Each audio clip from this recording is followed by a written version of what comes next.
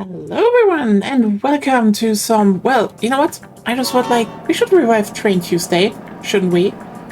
Like, I'm free on Tuesdays. I like trains.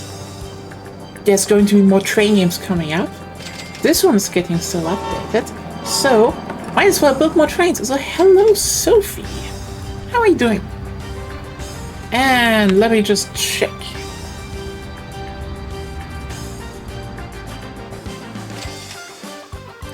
I forgot I made this one. Holy shit.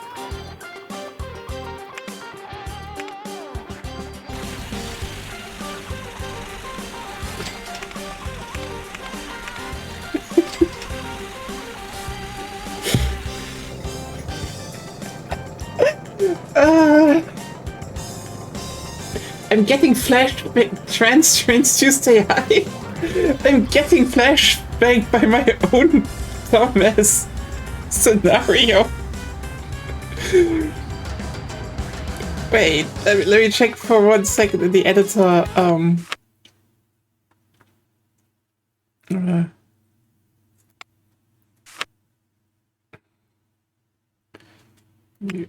Oh, that's the wrong one.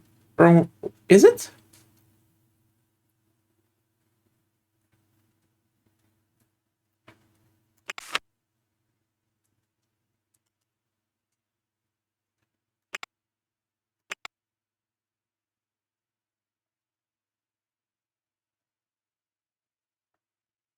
Ah, there it goes. It is put on. Okay, yes, good. You know what? Fuck it. I need to probably make a new version, but let's start a new run on Yuri Production Mogyo. Yes.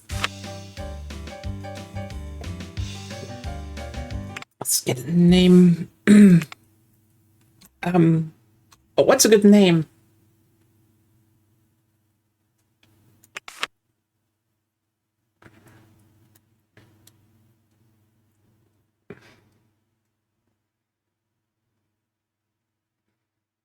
Definitely need more portraits in it.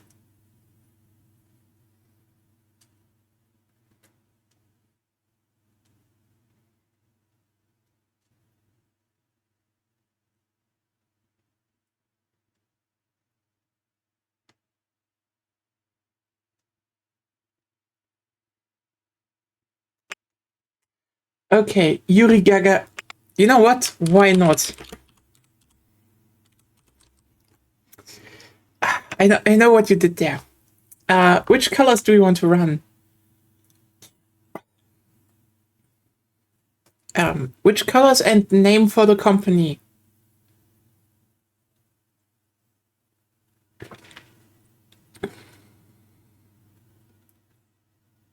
Right, I'm running with French names.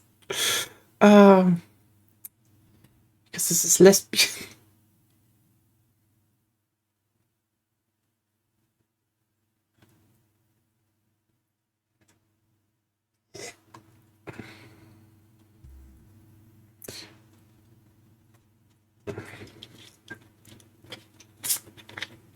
I'm very subtle in my humor. I noticed that. How very poignant and tasteful. Would be bad if we just made sledgehammer jokes all the time and then just ran with it, right? Right? Mm-hmm.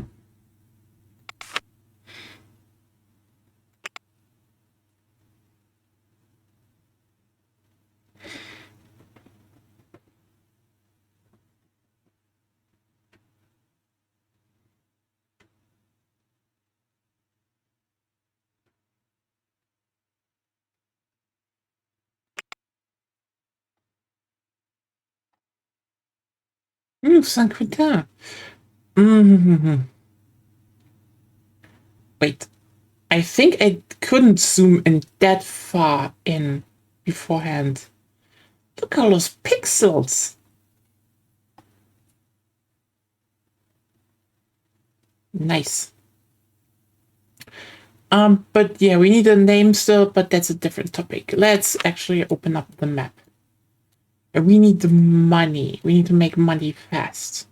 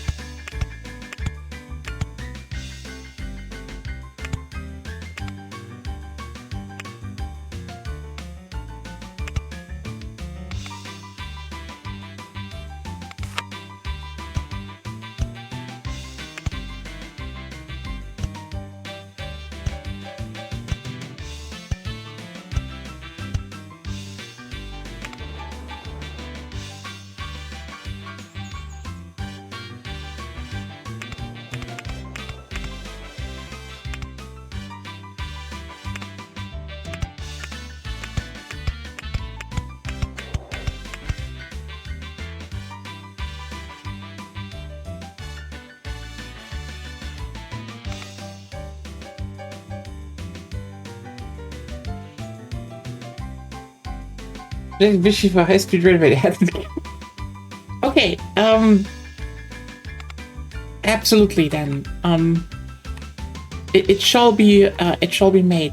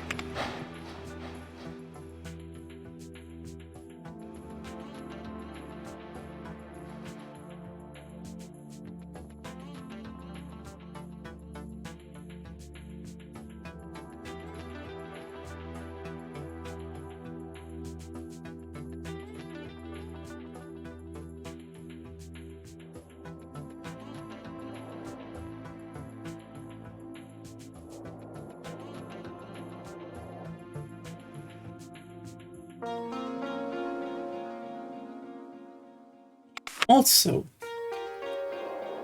I think Ren could very well use a tram network.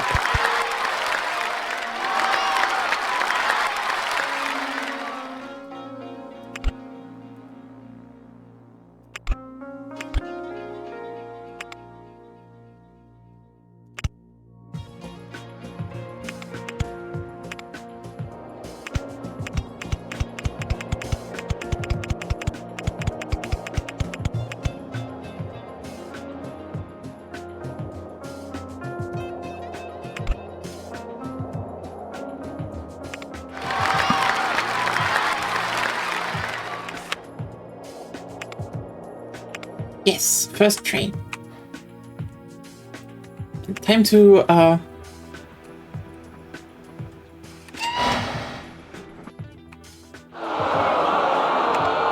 no.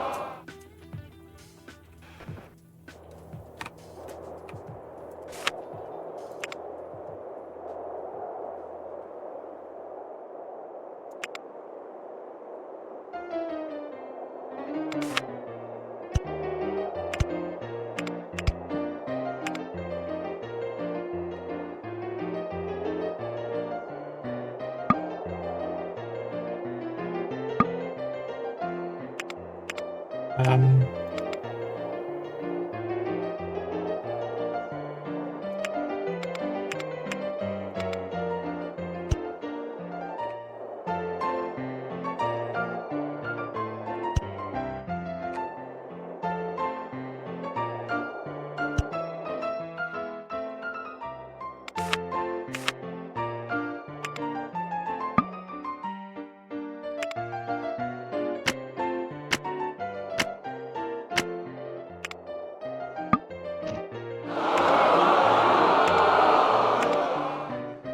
thus, we have, you know, the people of Rennes can now cross the devious bridge without needing to resort to walking or the car. Isn't that perfect?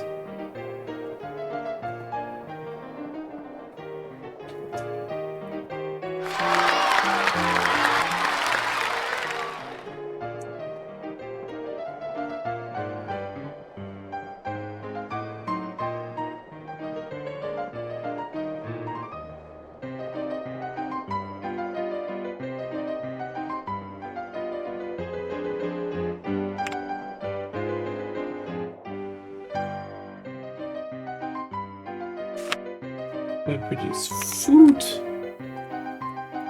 Uh-huh.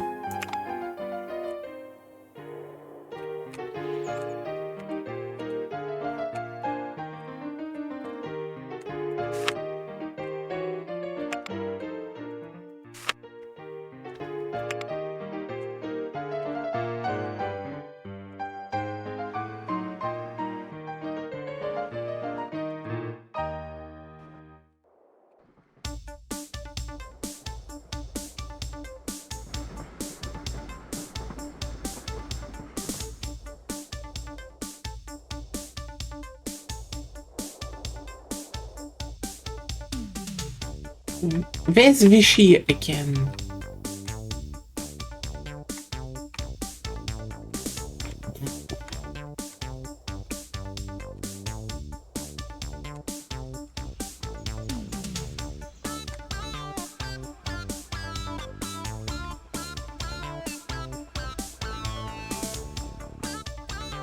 There!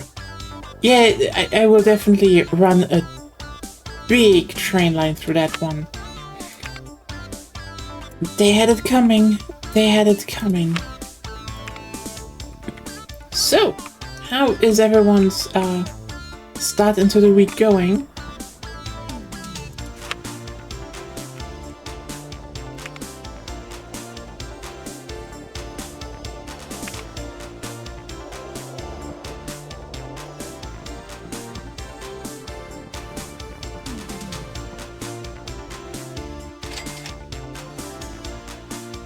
Yes.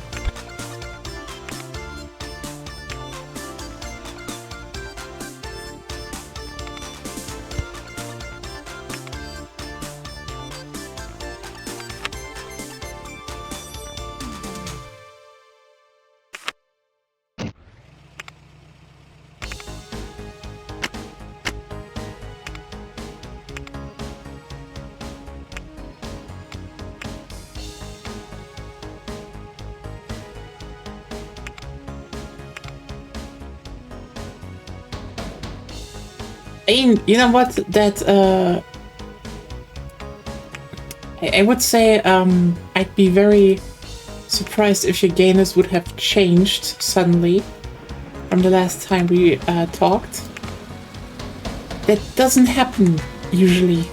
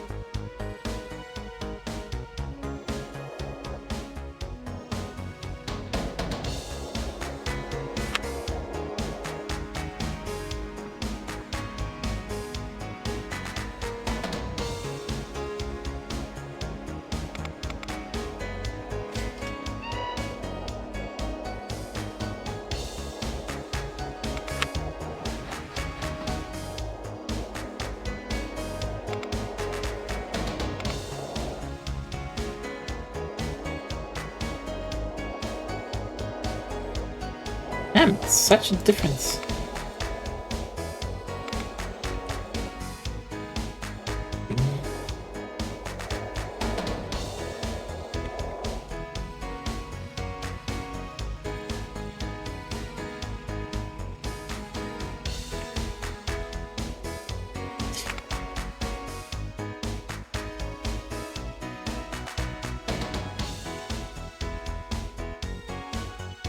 Mm-hmm.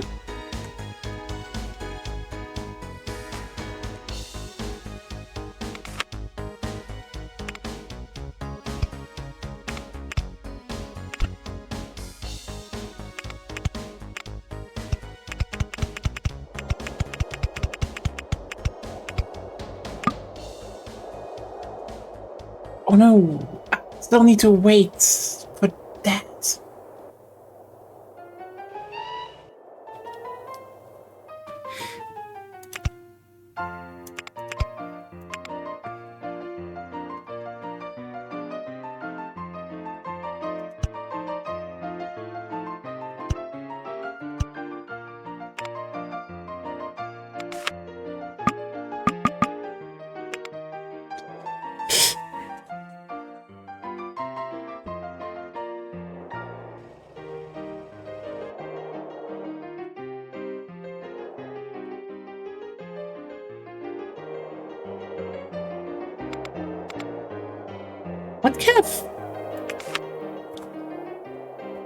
What kind of cache system did I even put in here?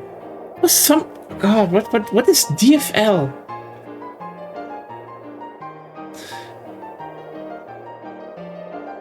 What the fuck is DFL again?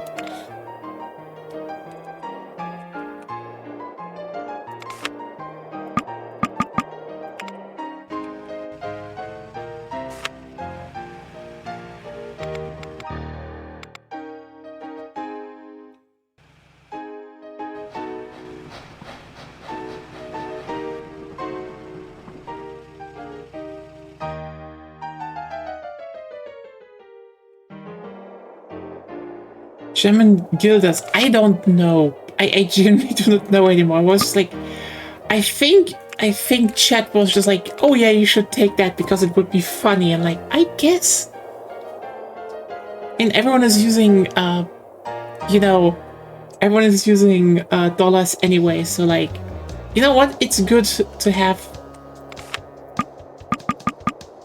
some stuff with like more nonsensical shit people don't use anymore.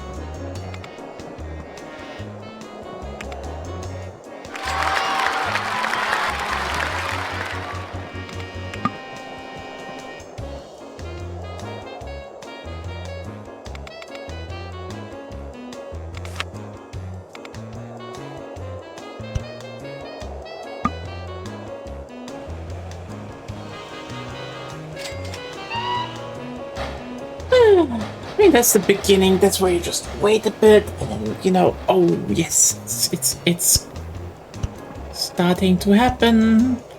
You get that money.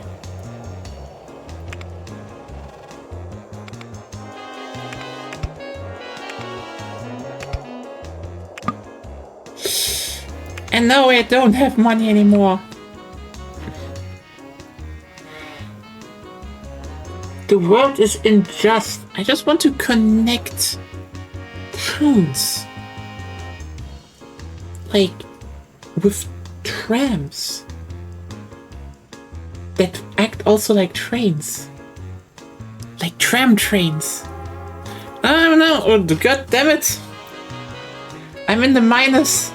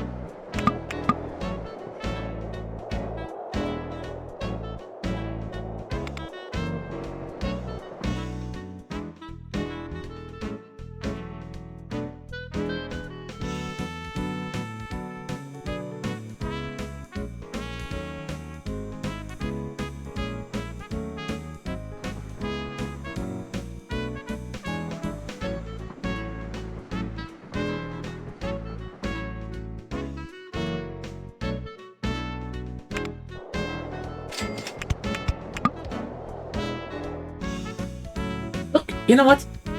For once you want to build streets actually, and then the game's like, no. No. Too much money. Like, good. Good. Yeah. Shut the fuck up by making money.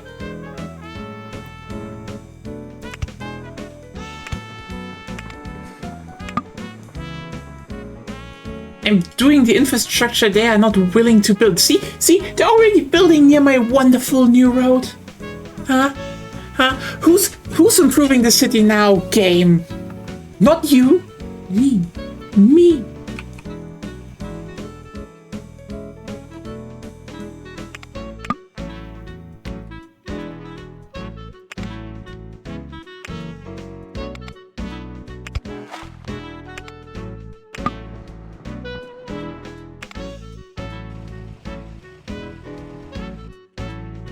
Bring over me grapes.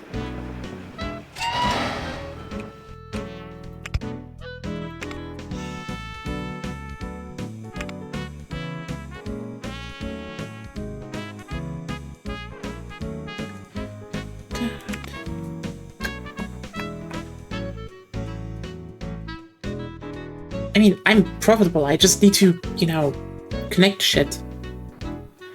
Except, why is this clipping?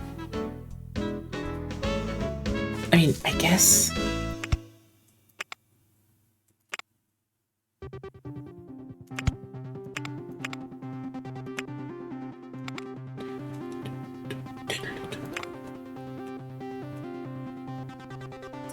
Oh my god, the techno is bopping again.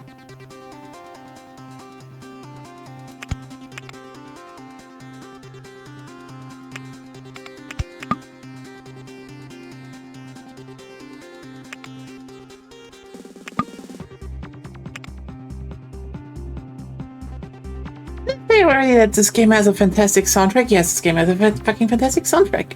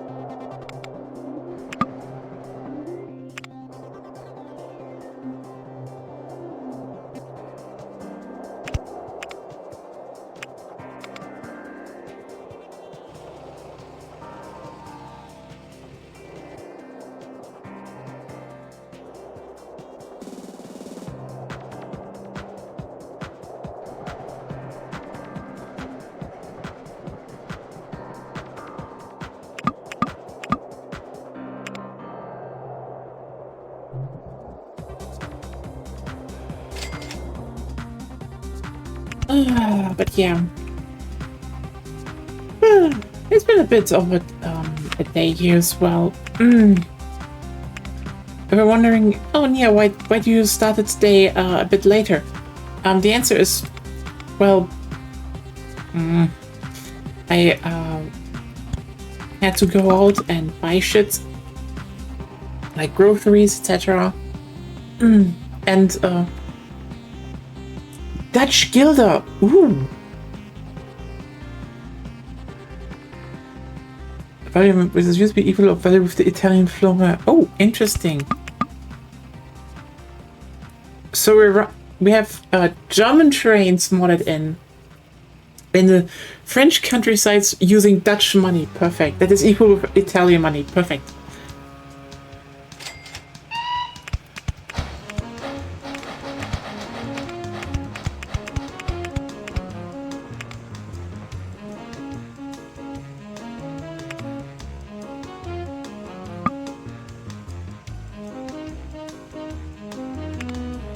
But yeah, having a bit of a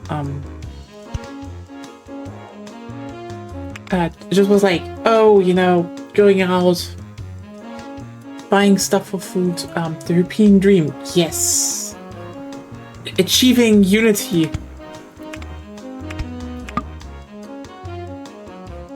by building also international tram networks.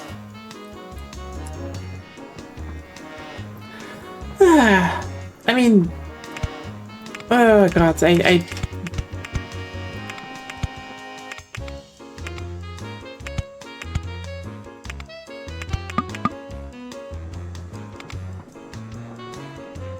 see, it's not gonna be far off, and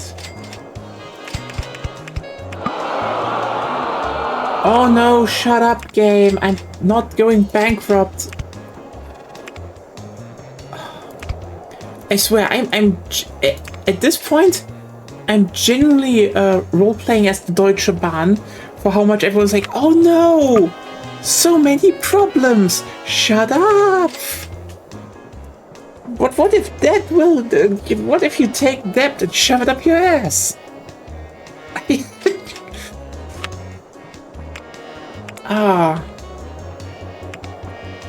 Like, I'm sorry, you know what, aside from the fact, you know, aside from the fact that if you actually treat trains as a service, debt is an investment. Period.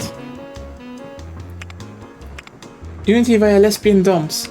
Yeah, they can do stuff and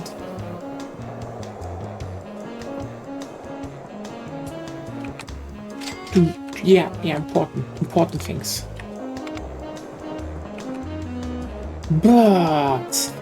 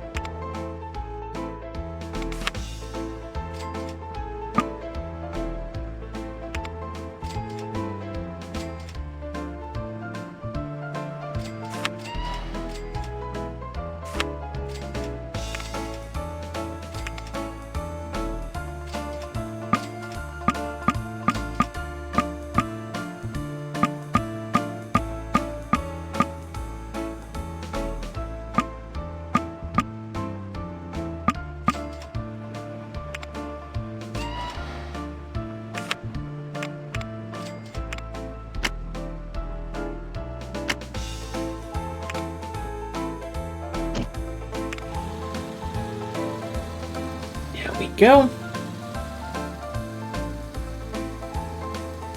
What are you doing, you dumb truck? loves to say, we run this nation as a business and refuse to do long-term investment, which is, I guess, is on par with how they run businesses, I suppose. Yeah, like, I mean, look, I've been, like, angry enough about that. And it's not like, you know, look, it's not like, some shit isn't like easily fixable, because, you know, for example, right now, one of the most, how should I put it? Like, for example, Deutsche Bahn actually made profit now, which is, it didn't need to, but turns out, oh wow, they had a lot of expenses that mainly boiled down to oversized manager positions that were paid too much.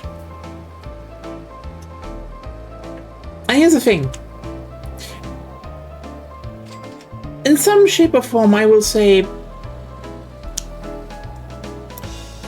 yeah, cutting jobs is probably not a good thing on paper, except, you know, when you then see, oh wait, the whole structure of the Deutsche Bahn, to a big degree, and this is like actually crucial to understand.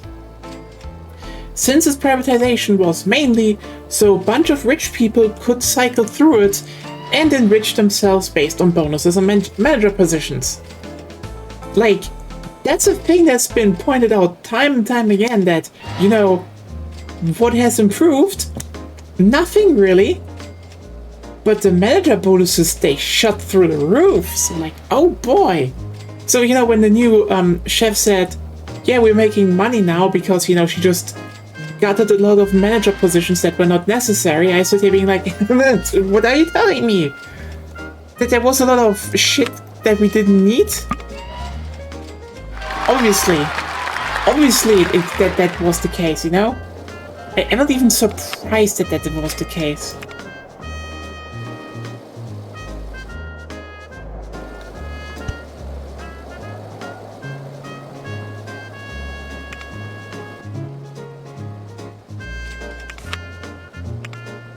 Because here's the thing, and this is why I will always go to bat for the Deutsche Bahn. We are running Germany has one of the most complex and biggest rail networks in the world. Like, if people, and the biggest problems Germans just run into, and that is like genuinely a problem, okay? We only look at delays. And it's true.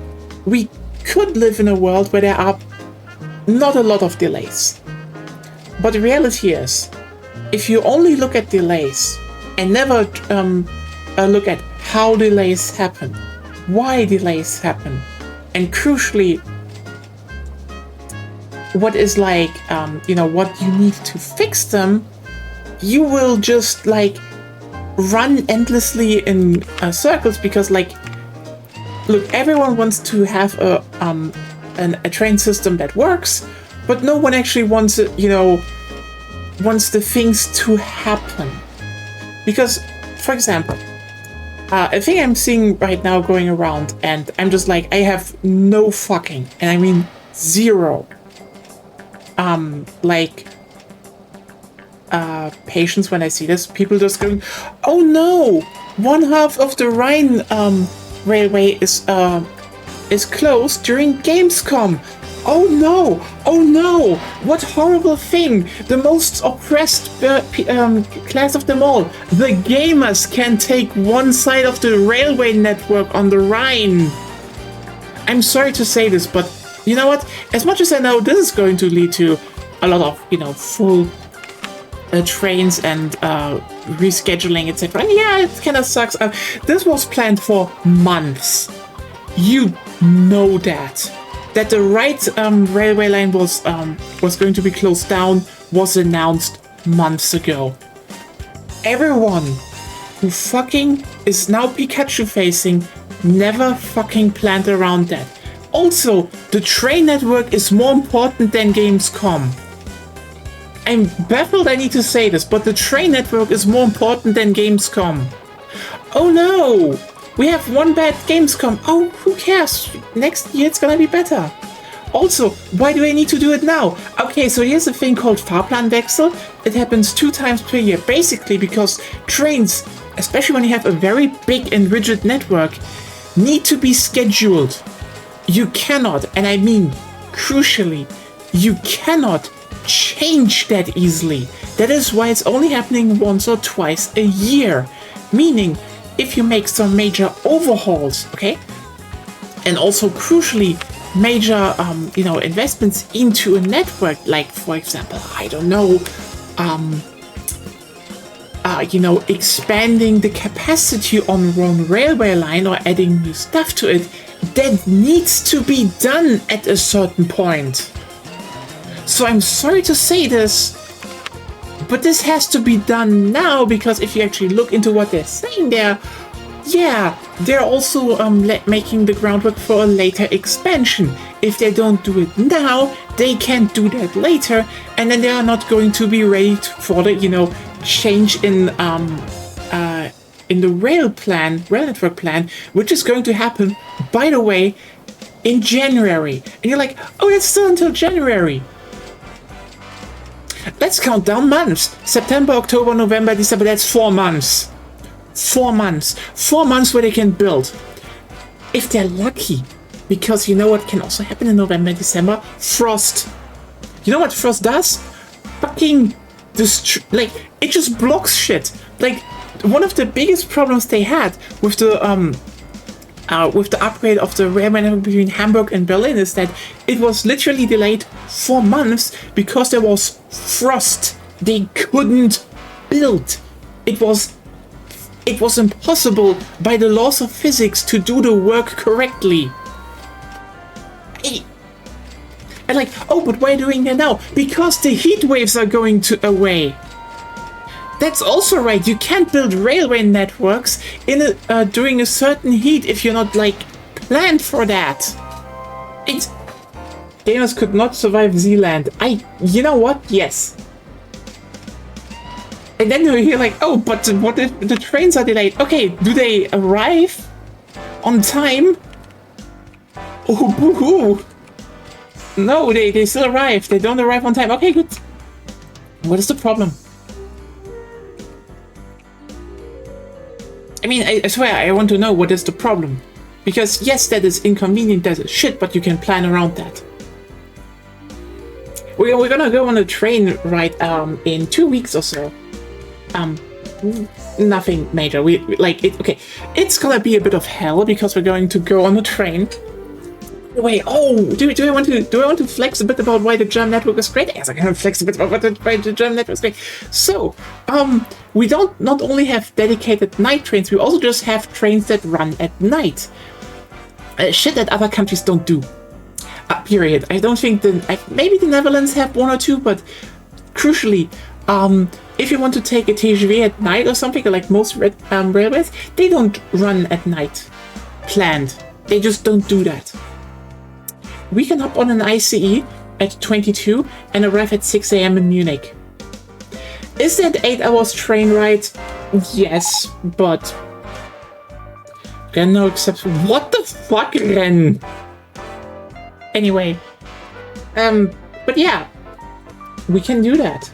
I mean, sure, it would be probably nicer on a sleeper train because we had a more dedicated place to lay down and sleep through the night. That would have been perfect. But that's expensive. Meanwhile, the ICE through the night, that's cheap. Ooh.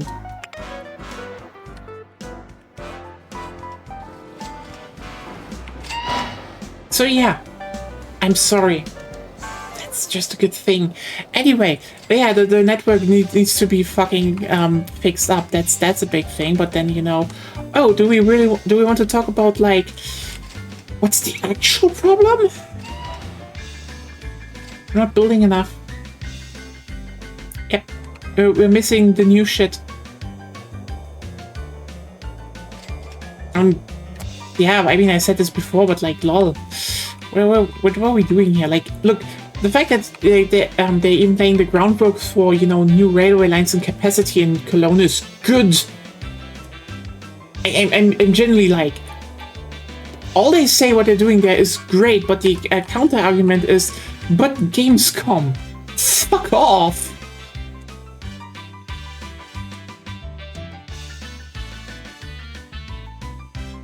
will be an ERTMS implementation testing procedure. The rail line will be out for a few months. What's ERTMS? Is this European, but also like the railway line? Yeah, that actually sums it up pretty perfectly, right? Huh? One, singular, for one region.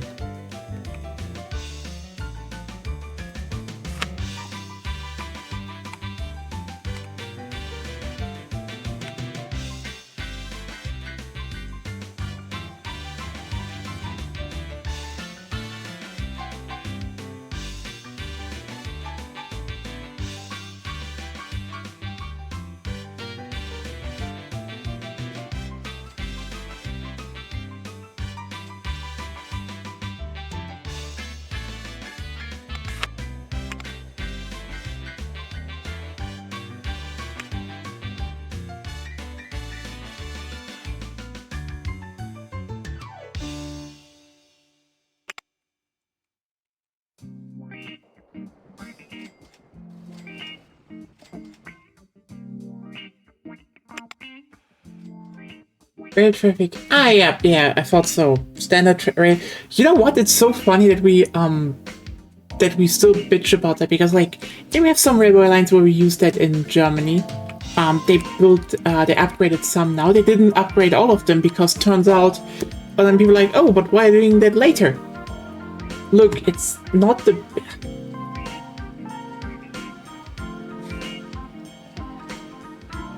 You know what I hate? Trying to explain shit to people, because like, look, there are dumb decisions being made with railway networks, but there's also a certain irony that I will say a lot of people make very good decisions with railway networks. Like, most of them are sensible in a certain way.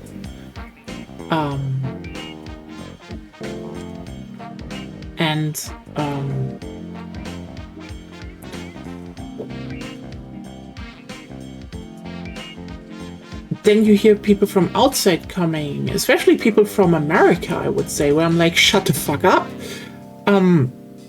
They try to say shit and they're just wrong.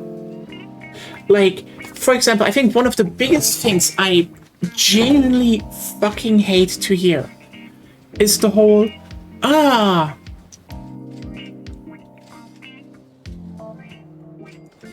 delays are on an all-time high.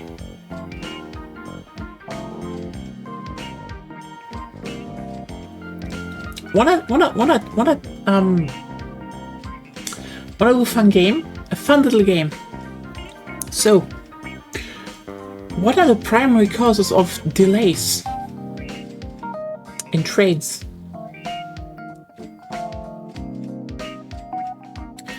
Overloaded railways,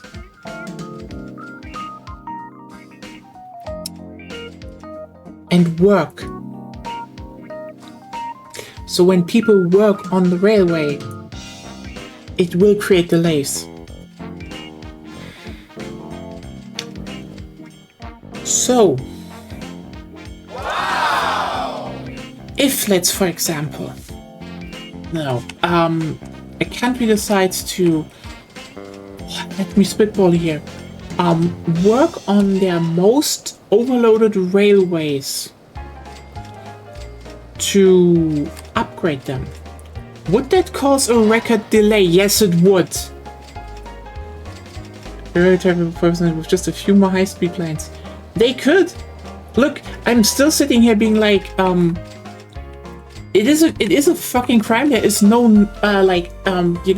northern line between Hamburg and Amsterdam. Period. There should be one. I'm like, why is no ICE traveling between Hamburg and Amsterdam on a direct line? And you're like, oh, but wouldn't that be a way? No. This is a line that could go from Berlin, Hamburg, Amsterdam, Brussels. A direct line.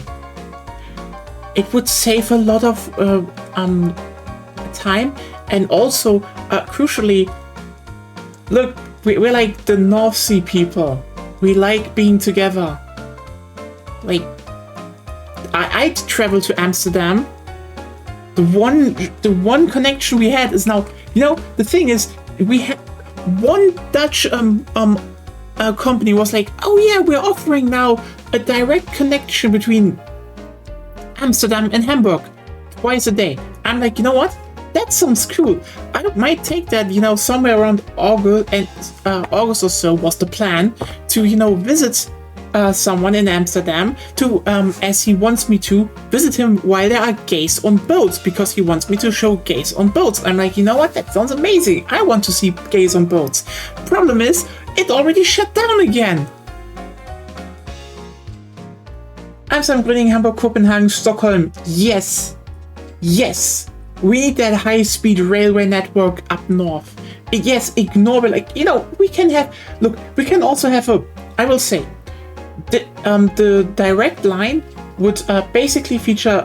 would go through two major... two major lines you can do there. Amsterdam, you know, Bremen, Hamburg, Copenhagen, Stockholm. Perfect. You know what? Slap some ICE3 Neos on there and you're golden. That shit would go hard. Because, by the way, it's one of those few lines where the true high speed is actually sensible. Because, you know, there would not be a lot of stops between like Hamburg and Amsterdam, so you could actually make a really, really fast railway line. Similar, if you go from Copenhagen, you will have one stop in, you know, across the sea, but yeah, then you can basically drive up to Stockholm, and the moment you have long distances, wow, over 300 kilometers per hour makes sense. Wow!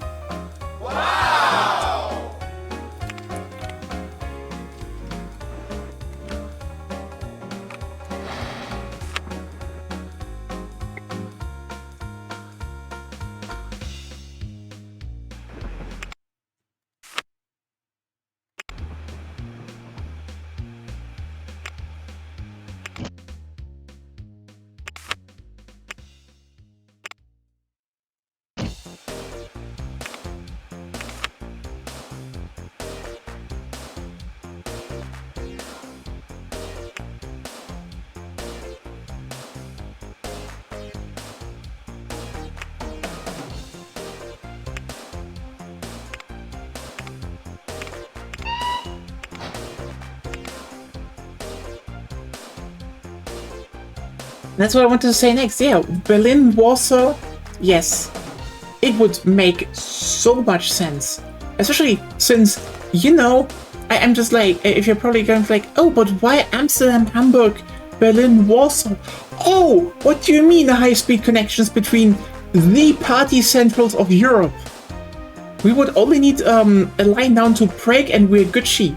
Like, people would hop on a train to, you know, party in Amsterdam, then, you know, Amsterdam, party there, hop on a train, drive to Hamburg, party here, then go to Berlin, party there, go next, party in Warsaw. It would be a, like, you could even make this a tourist thing, like, you know, make, you know, take the European party train.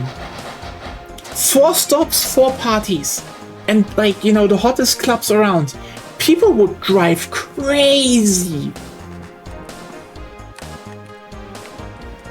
Like, you could even make this a scheduled event with, like, you know, an actual, you know, maybe, I don't know, you know, take some old rail, like old car, railway stock and actually make it a party train with the sole, you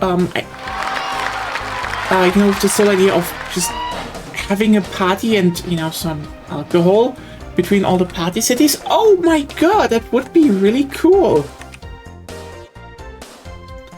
Then again, you're probably going to be like, but who's going to club for days? Europeans? We would do that. Fuck yeah. And not me, but there are people that would. But Paris and Brussels should, yes! Yes, you see what I mean. Is Brussels that much of a party city? Paris I can see, yes, but I mean, like, the techno rave scene. That's literally that's literally Amsterdam, Hamburg, Berlin, Warsaw. That's the techno line.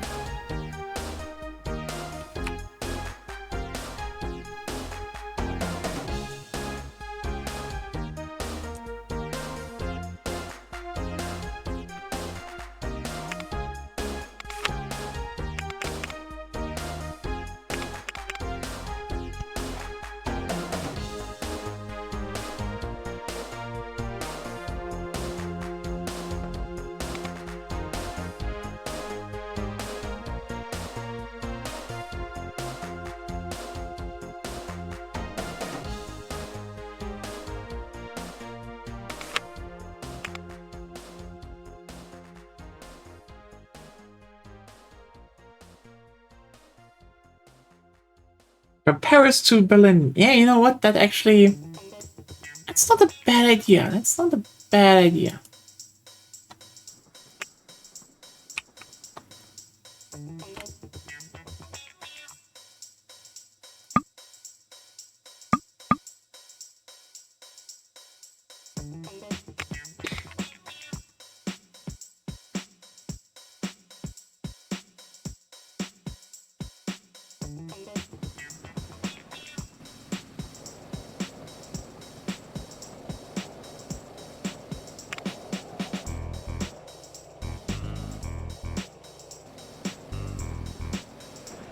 There has to be a raw counterculture there. You know what? Fair enough.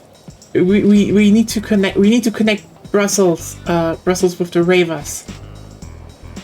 It is vital.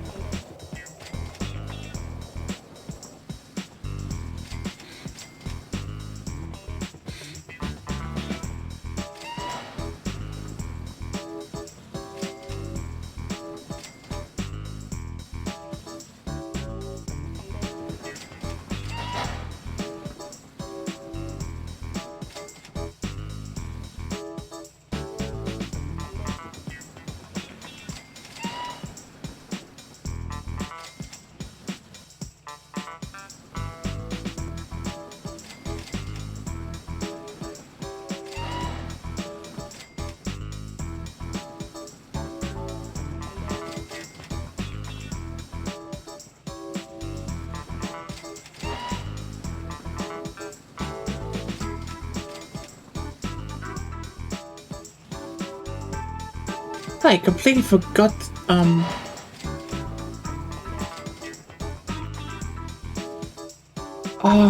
Look, I completely forgot there's a new Control game coming out. Imagine a traveling European transport by train. That would be. Oh my god! Look! We already have the Rainbow IC. Look, hey, DB, I know you have new management. You seem cool. Trans IC. Ever thought about that? Make it an IC Neo, 3 Neo. They're like, they can go over borders. Roll those around, like Paris, Berlin. Would be good. Actually, no, they should go to Munich, considering, the prime European pussy makers are there, so like, you can carry all the trans girls and trans boys to Munich, getting their surgery, You have ideas here. Capitalize on that.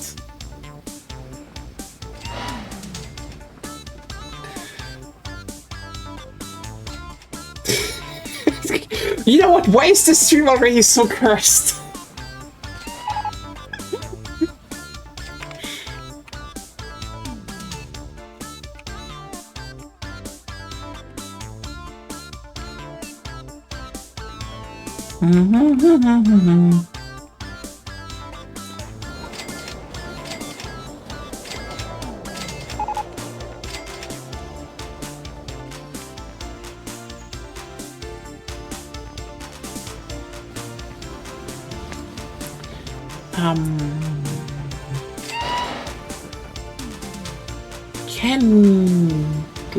But yeah, sorry. Like, people always bitch about railway networks, but they have usually not a lot of knowledge how, like, a railway network would actually function.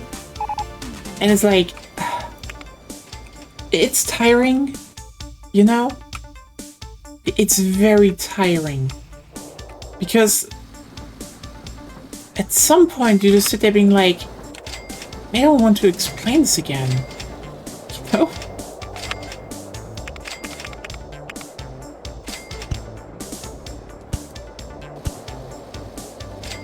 It was like, oh hey,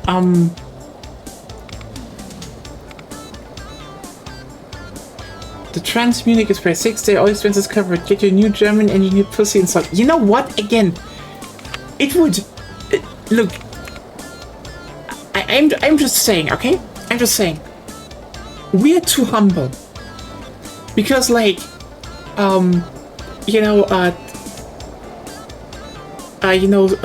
clinics in like Thailand, they cooperate with like airlines and hotels, etc. And I'm just like, look, Deutsche Bahn, if you'd actually sit down and just sit down with them and be like, the all-inclusive, you can just drive up with the train.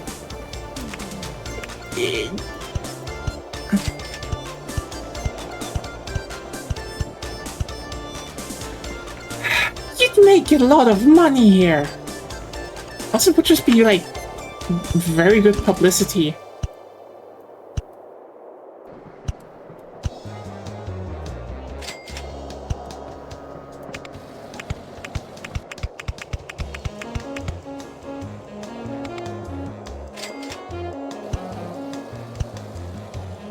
But yeah.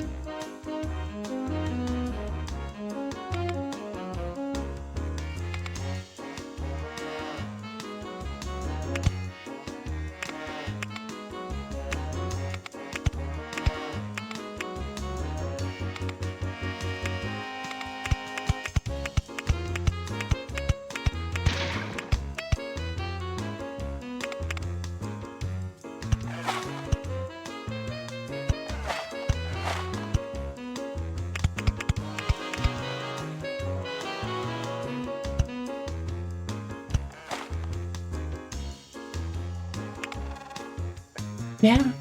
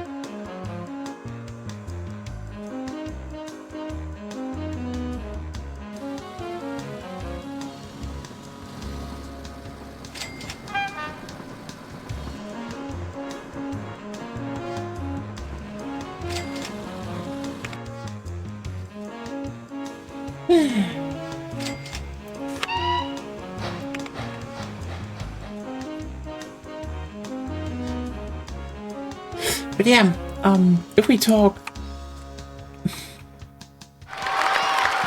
Nice. Okay. If we talk how to expand the network, I'm like... I'm so tired because like the plans are there. Some are already being built. I'm very sorry. Oh, by the way.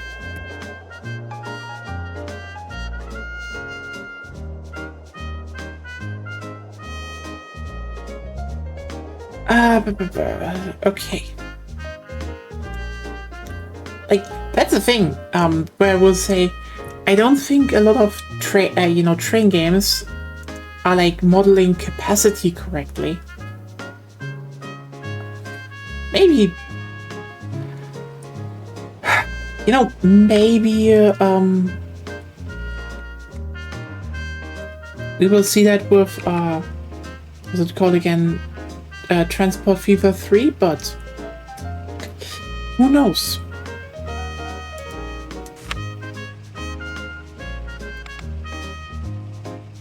Yeah.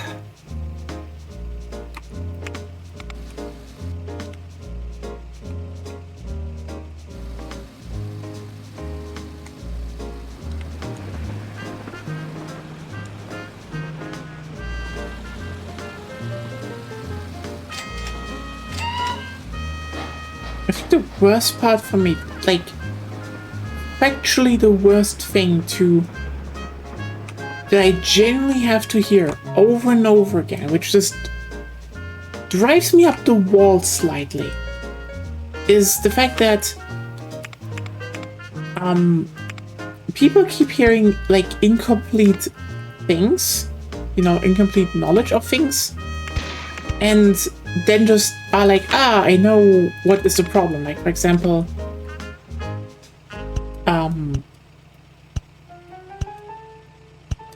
oh, hey, look, with, when the Deutsche Bahn privatized, they removed 14% of track switches and such to, save costs. Now, that was dumb. That was dumb. Period. However,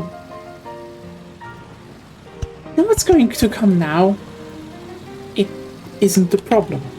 It also isn't the problem that, also bringing them back wouldn't fix them because, and I need to say this as nicely as possible, most of those tracks and, sidings were removed in the east.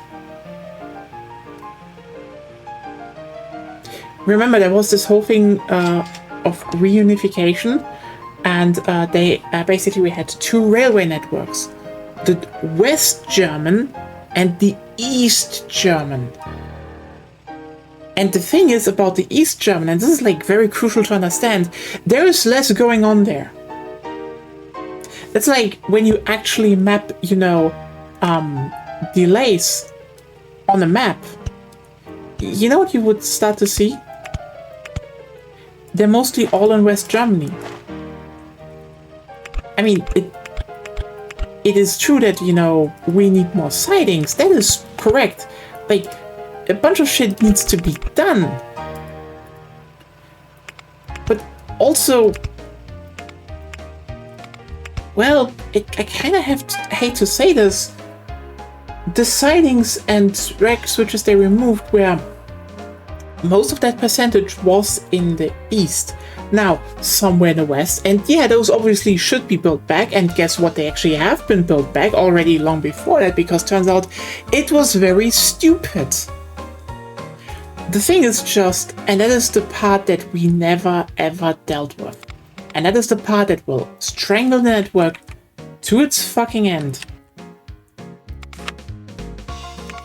We just stopped building, and that is the main problem. Because the thing about the German railway network is, when people are like, oh, why can't we have a network like, insert country like France, for example? Why can't we have a network like France? And the answer is, because we literally can't. Okay, here's the thing. Do you know how many, generally, a Dutch saying goes, nicht gehindert der einige Kenntnis von Sache, not bothered by any knowledge of how things are. Yes, exactly. Because here's the very annoying part about this whole shebang, okay? Germany cannot, like, physically have a railway network like France. Because we're literally the one country in Europe that has, and I shit you not, more international, like, contracts with other nations to build out our rail network, because, like, we are the central railway hub. Like, for example, if you look at the Dutch railway network, as you said, Zeeland has one train line they're closing down for testing. One. Because even though you have like a bunch of more, you know, intercity and regional rails, it's not a big network. I've been to the Netherlands, I've driven around it. There are not that many railway lines. You have a few key ones, but yeah, it's actually very easy to take care of, you know, your few key railway lines when those basically boil down to two. Anyway, meanwhile, how many key railways does Germany have? Take a wild guess. How many key railways does Germany have? And I mean key in the sense of major passenger and cargo traffic flows through them.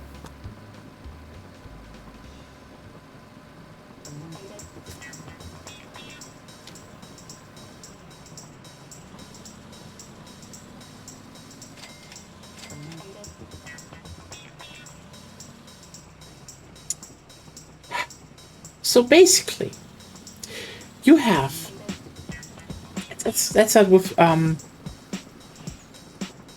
Let's just actually make up a list and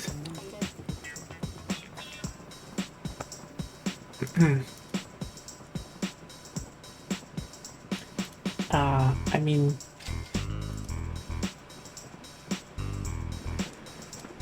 so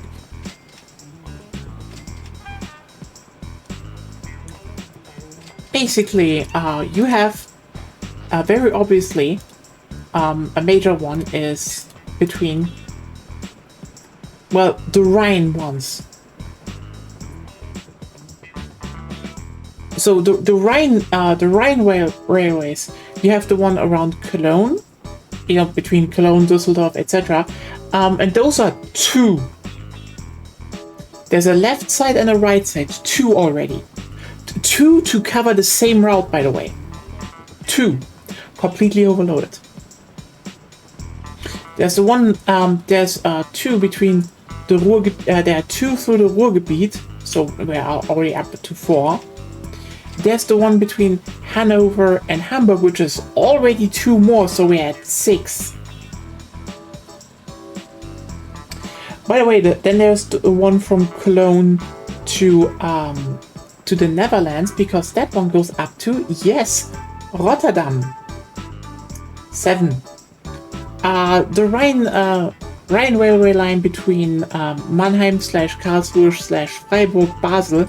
So the one where all those shit from, you know, Hamburg, Port Bremen, Rotterdam, etc. go through the Alps to Italy. 8. You have Hamburg, Berlin over to Warsaw, which also is used for railway, cargo railway. 9.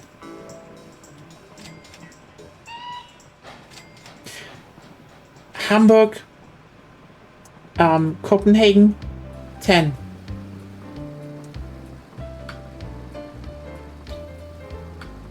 Mannheim, Stuttgart, München, Prague. 11.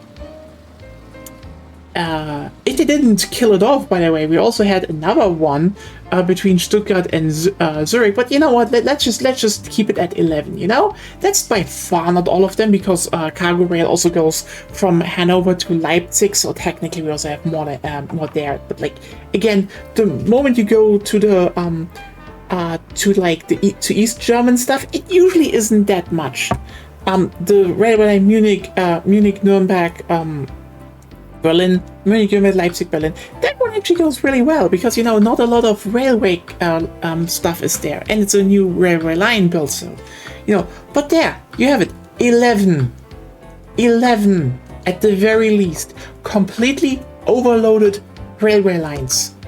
They all need at least either, you know, 2 more tracks slapped beside each other, or another one built.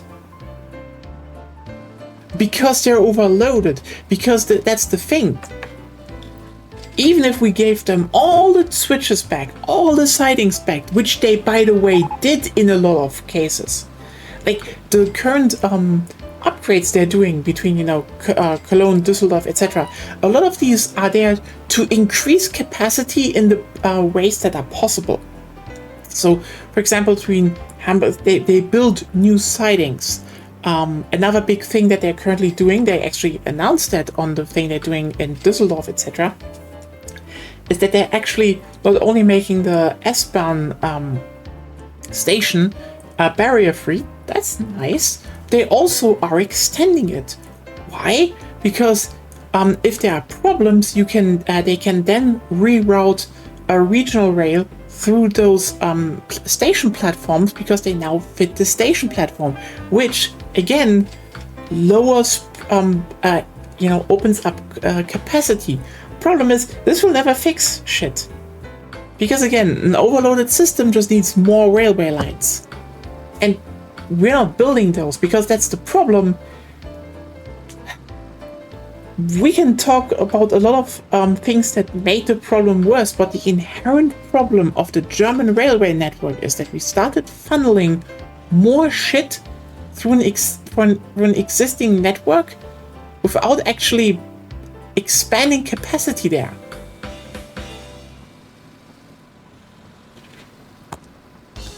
Because the thing is, after, you know, when the EU happened, suddenly a lot of railway lines became much more central. Like, okay, a good example, by the way. I think the biggest and most famous corporation we have. I mean, there are ICEs to Amsterdam, and there's a reason they built the ICELs for that, but a different topic. I think the most famous corporation is just the fact that France and Germany share high-speed rail.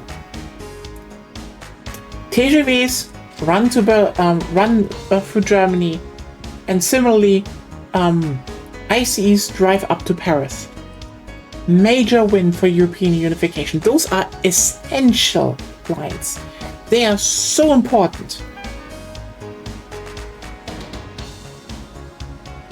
So the problem is now, remember how the European Union and shit only happened like from the 1990s onwards?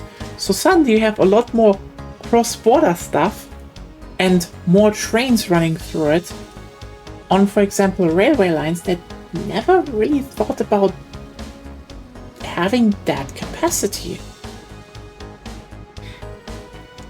Like, I don't know if you know that, but like one of the major problems with Germany, like,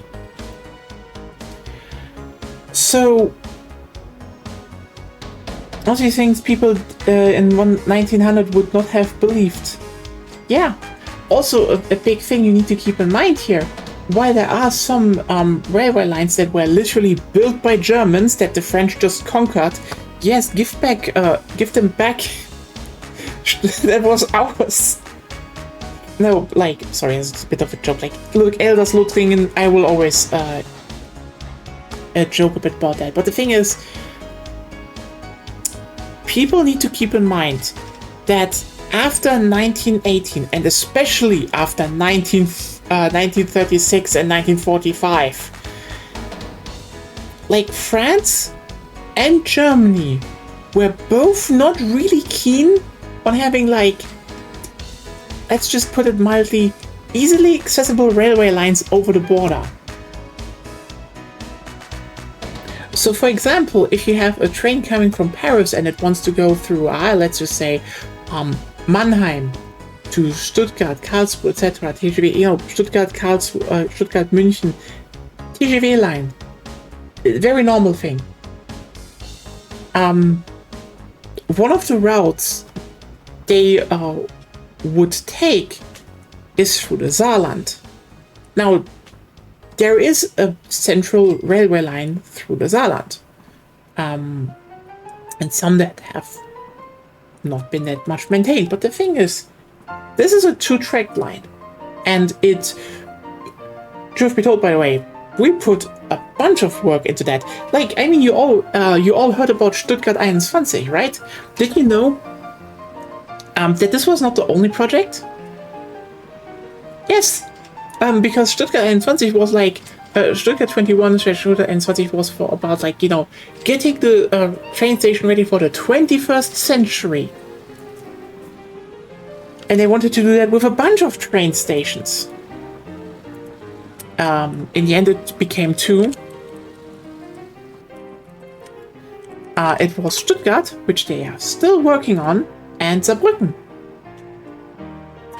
And you're probably wondering, I've never heard of Saarbrücken. Yeah, because the thing is, they just fucking finished it. I mean, yes, it was also, you know,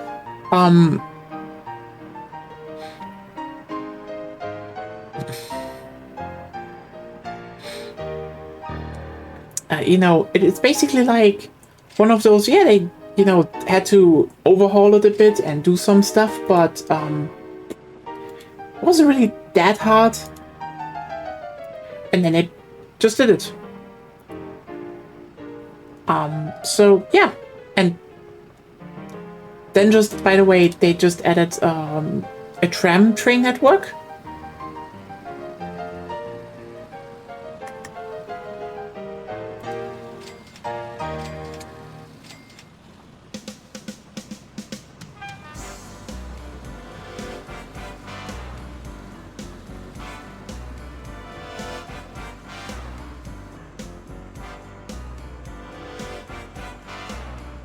Yeah, basically, it's basically done and it works. But the thing is, if you then look at the train, at the railway line, which is, by the way, a pretty old one, by the way.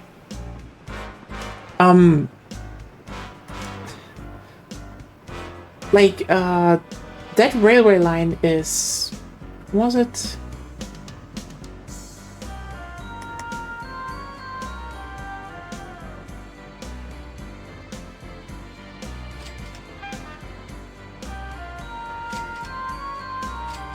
Yeah, like, interestingly, that railway line was literally planned the moment they made the original one. Like, generally, the railway line between Nuremberg and Fürth was built in, when was it again?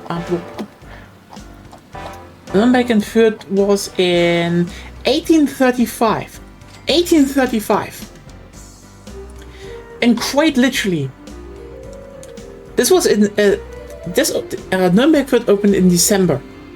In January, they already sat together in the Saarland. We're like, lads, we need to build a railway line between Saarbrücken and Mannheim ASAP.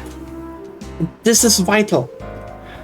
Do you know how fast that shit is?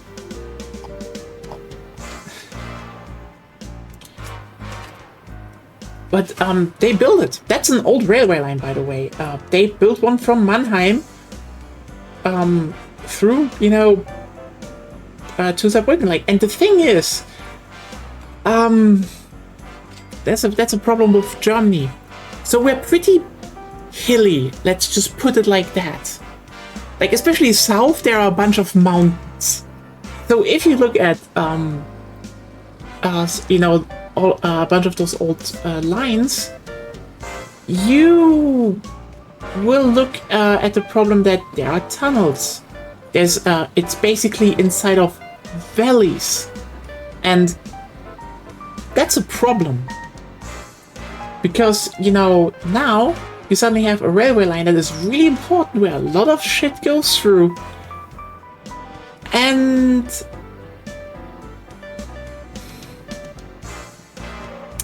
yep, it's 2 rails, and it's hard to actually expand. I have passed from France into Germany across Alsace-Lorraine, still sought to just drive across the river there. You can still see it was very much a natural defensive line. Yeah, I mean, that's the thing, you know. Again, the big thing we always had was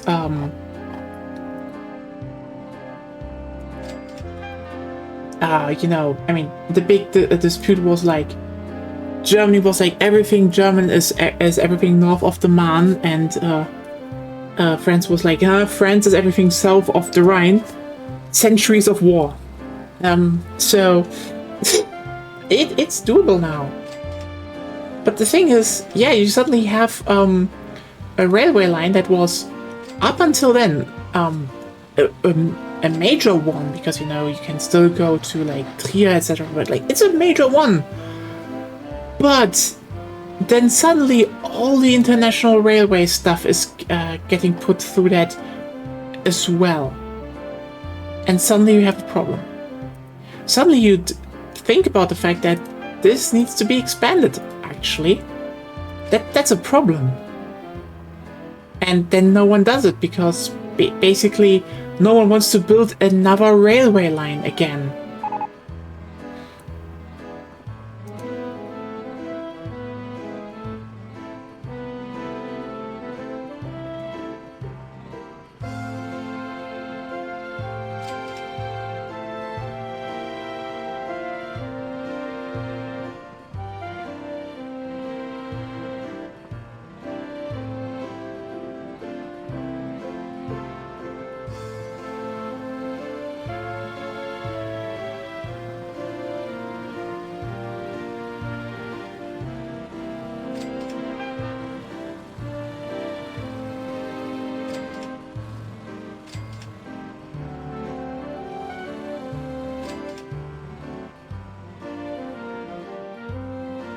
Yeah, overall, it's one of those we just have like never made more railway lines. And then, you know, everyone's like, oh, why can't shit run well? Because basically everyone wants regional rail coverage, everyone wants night trains, everyone wants to have cargo on the railways, everyone wants to have high-speed rail, and everyone wants to have it. We already did railways, we have car now, why not make a hyperloop? I mean, the thing is, everyone wouldn't be... Look, the big problem we have here is that, and I will just say it here, one of the big problems we have with building new railways, which is why this actually has crawled to a halt so much. And this is not that we can't do it. We've done it. And I think we've reached a point where, you know, people are actually so fed up that they just build more shit. But the thing is, like, one of the best examples is just like, you know, the new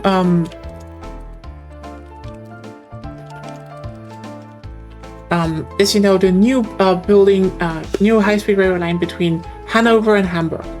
And it's kind of obvious, right? I mean, they're pretty much going to like just say, yep, we're gonna build a new one, because the thing is, at some point the whole, oh, do we expand the old railway line, turned into, we need to expand the old railway line and build a new one, because there's just not enough, you know, there's just not enough, you know, capacity on it. We need new stuff. It's just, then you enter prime NIMBY territory, because the thing is, every single time someone in Germany wanted to build a new railway line, and we have so many that we wanted to do, always old people come with bullshit arguments that, I will say this, I think if you block or derail railway projects with bullshit arguments, you should go to jail. If you're 18, I don't care, die in prison. You wanted to create your own little mausoleum to die, you know, in a community where there's nothing around you, no growth, nothing. Like, that's the thing, they want to build tombs for themselves. Tombs where they can just die alone in peace. And then, you know, reality comes knocking. It's like, hey, we want to build a railway line that would connect you to the outer world. So people might live there again and children would run through the streets and be happy and merry. Their screams will disturb my sleep. That made you cringe.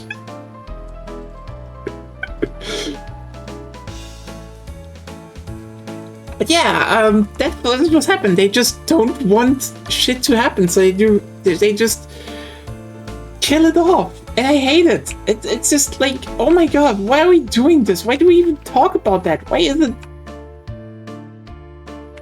Why are things?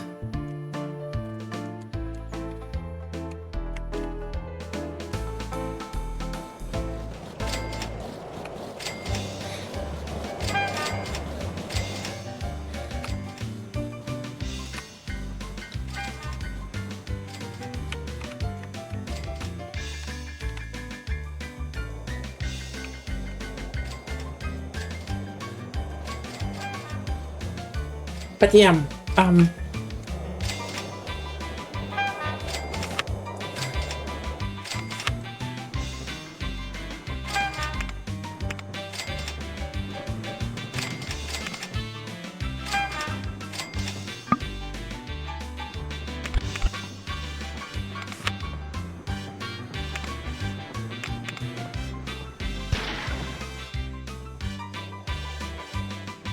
maybe this is laughing at the sight of train must prevent this from happening at all.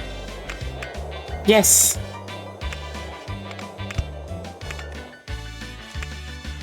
Look, I'm not saying old people hate children. No. They just really do not like living around children. And, yeah. Neither do I. Look, children can be... Okay, but would you be so petty that you'd prevent the possibility from children ever, you know, spawning around you? If they had that possibility, it would be interesting. Yeah, that's the thing. That's the thing. That's one of those reasons why, you know, so many communities die, because old people do not want them to succeed. Because, like, having communities that work, that's easy. Like, that's piss easy. You can have very easily ways that people want to live in the places where you are. But again, that's not what a lot want. They want silence. They want quiet. And so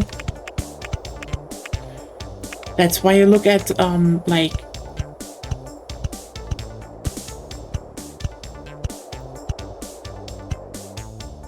and that's why you look at you know, towns and stuff, and it's like, oh, all the, you know, grade schools are closing down. No more children really living there.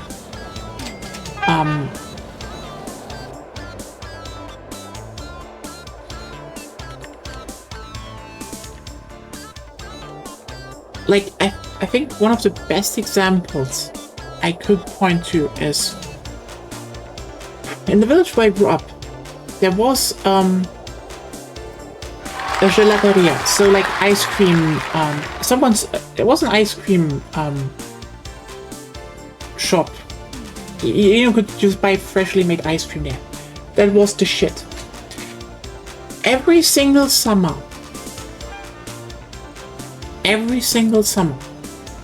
there would be children there. Me included, everyone. Because, you know, why wouldn't you, like, go there, like, every second day and just be like, I want some chocolate ice cream? And your parents would pay, because it was €1 and they didn't care. It was just like, yeah, the children go, like, down to the spots, you know, the football fields, and, you know, just do some shit and be children, and then eat some ice cream, and that's you know, that's summer. You just go there. Rich. Hmm? Rich. Rich. Rich. Rich. Yeah. Again, the ice cream is cheap. It was like under €1. You could get multiple balls for that. Yeah, I don't think when Euro came out, I was going to ice cream parlors or anything anymore. Huh. I'm just like, look, the thing is more like, we just had that in the village and everyone went there. It was too expensive. Interesting. What is wrong with the East that you have too expensive parlors? Single mom? What? Single mom. Okay, but like, I also knew single mom, but maybe shit was just more cheap for us. I don't know. You needed to save shit. Yes, I know. Like, again, other in the village. Okay. But yeah, I remember that. It was great. And last I was there, it was just a bunch of old people sitting there drinking coffee, and I'm like, you know, I get it. It's a nice place, you know, to drink coffee and eat some ice cream, but like, you have an ice cream parlor in the summer. There should be children there. You know how fucked up it is to basically build the whole fucking economy around the fact that children don't live there anymore. Like, to warp things that were for children to be enjoyed by non-children exclusively. I know there are a lot of reasons for that, but I will say I don't think that this is something that would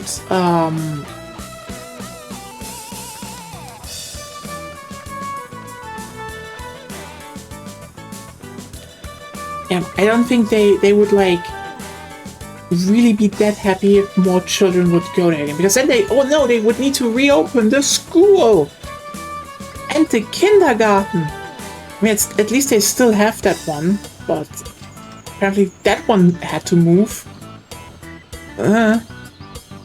Okay, apparently it was actually popular from also the places around it, so they had to get a bigger place, which isn't bad, but still, like, at least they still have the kindergarten there.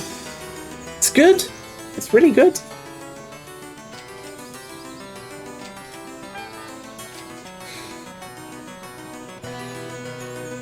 But yeah. If we talk,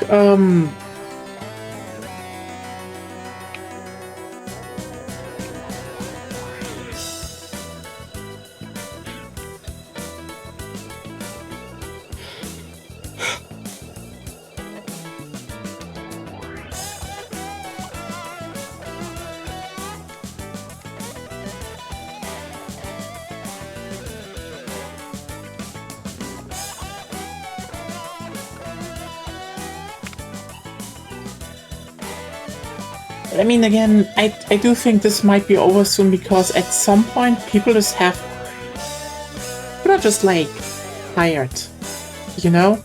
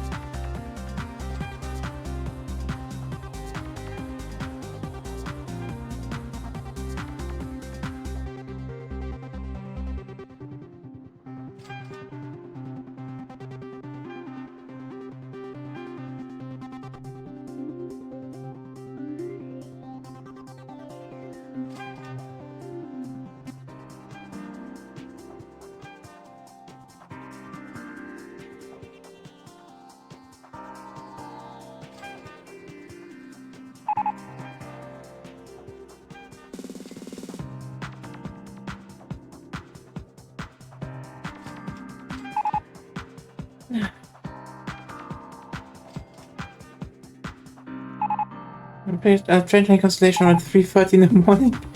Yeah, look, I think one of the best examples of bullshit is just like,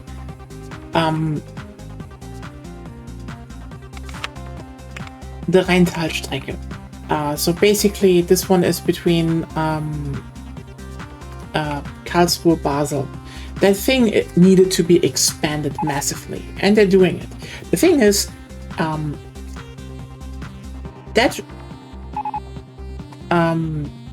that part is just flat ground for most of the time, okay? It's just flat.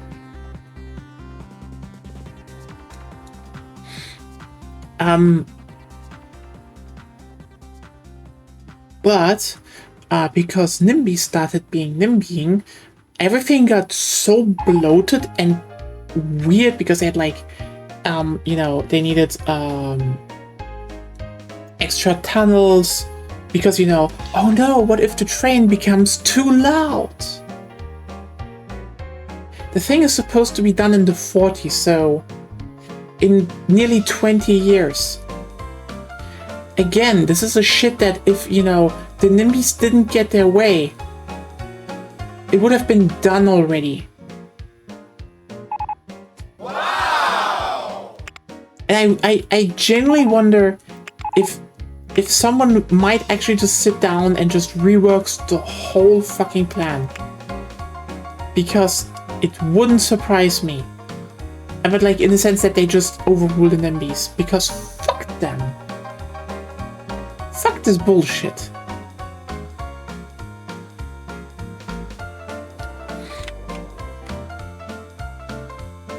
Like, and then it's always, oh, but what about concerns? Concerns from idiots should not concern anyone. Like, what are we doing here? Like, capital D, doing. Because, holy shit. Can we not as a society agree on the fact that some proposals are egocentrical and moronic, especially when trains are involved? Because again, some people just do not want trains.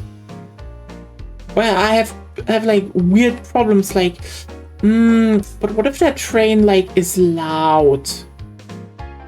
Again, cargo rail hasn't been loud since a hot minute. They fucking changed the brakes. Ah!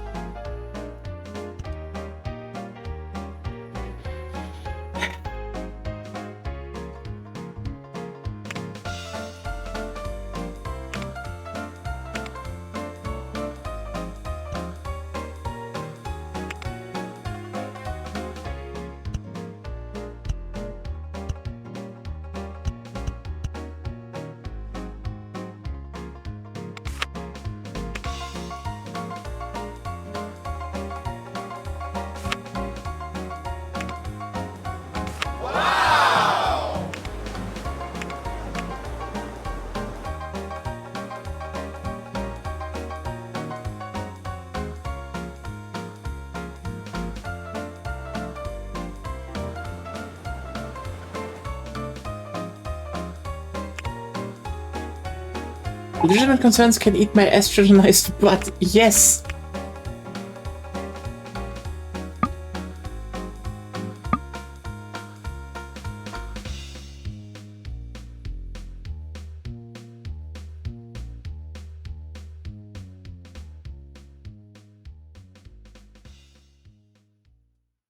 Because, like, I'm sorry, some people are just egocentric. Like, when can we just, like, fucking acknowledge that? I genuinely think, and this is I don't want this to be, to sound, like, don't get me wrong. We should give people the benefit of the doubt, but we're giving too many people the benefit of the doubt. Like, it is not good how many people can just say shit And the thing is, the moment you frame it nicely enough, people listen to you. Like, I'm sorry, but what are we doing here? Okay? Like, sure, we started seeing some as just...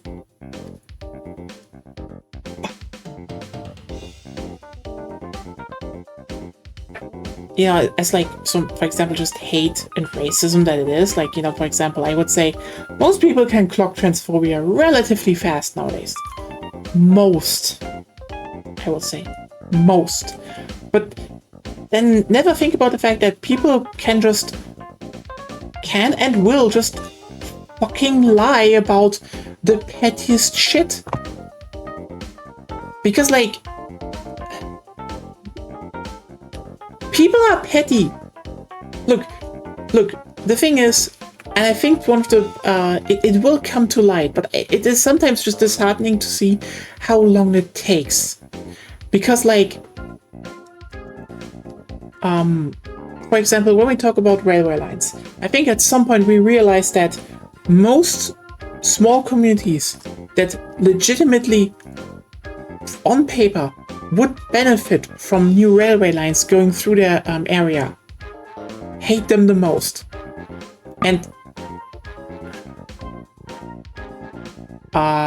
okay, so that just suddenly jumped in monetary.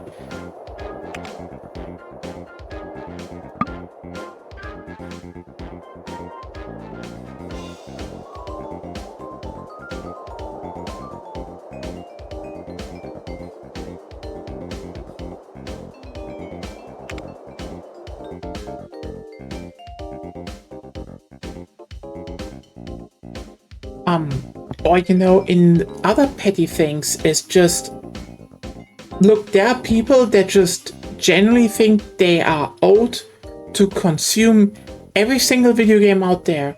And if they have any problems with it, it's a problem of the video game, not them.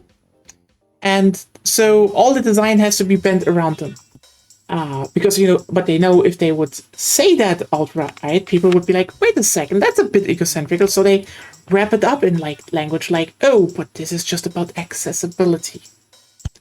Again, and this is like fucking insidious because accessibility is important.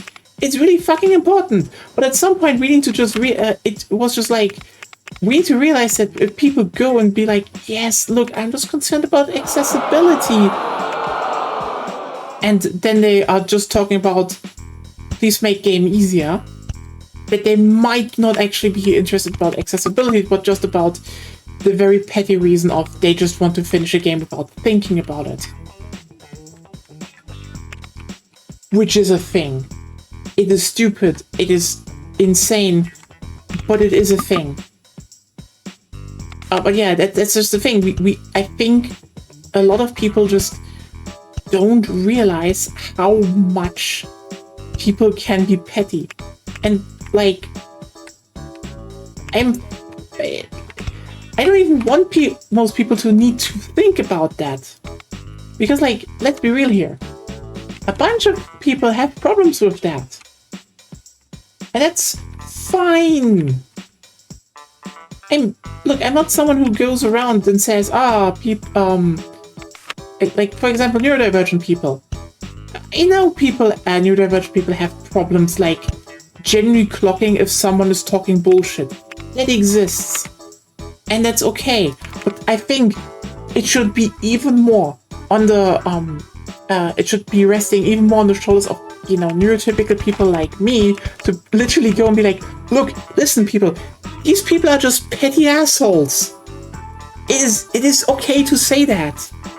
And I think it's like, again, we're just looking too much at optics because, again, yeah, all those,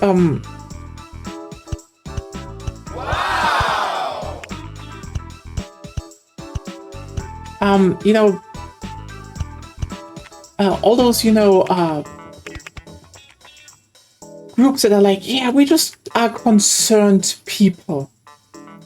Okay, concerned people, but then usually, you know, have connections to the car industry or other bullshit. Because that also happens. And you can be concerned all you want, but the thing is just, are you correct? I mean, again, have we unlearned that people will just be dishonest for the pettiest reasons possible?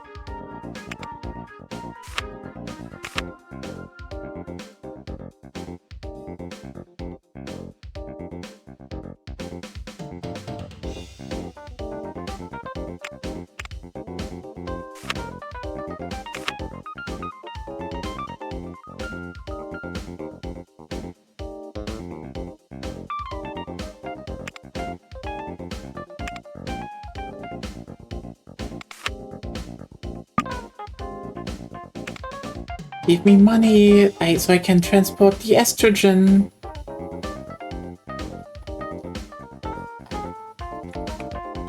Liquid estrogen. Straight from the source.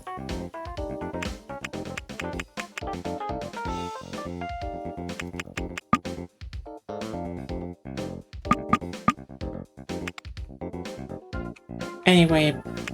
But yeah, it's always like, oh, but we have concerns. And then you know what the worst part is? Then with railway lines, they always come. They always come at you with the... Oh, but what about nature? What about nature? What about nature?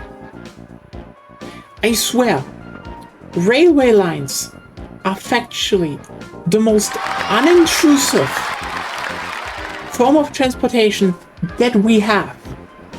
And I need to hear shit about what about nature? I swear I am so close to tilting because like it's always the whole you know what I hate the most about this? And this is why it's always the thing. Always happening. Oh, what we found. A rare protected species. Cool.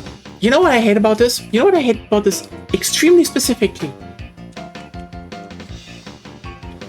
See, protected species, well, they're pretty important to protect. However, and this is kind of a tricky thing here, if you just put one down, just like slam one down somewhere, you know what happens? You delay everything because by law in Germany, they have to actually look up if this one actually lives there. And that is hard, and that takes time and money. And this is how shit gets delayed. Every single fucking time. It is bonkers how much this is used. How much everyone knows this is being used. How much this is just a fucking scam at this point. And you know what the worst part is? This genuinely makes it worse to actually talk about, you know, real protection. Because some dipshit will just like get, you know, a species and then be like, oh look, this endangered bug is living in the park right next to Stuttgart 21. And I'm just sitting there like,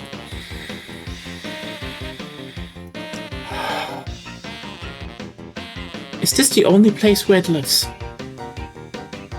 Nope. Obviously not. Obviously not. It's not that the only place where it lives. I used to... What do you think?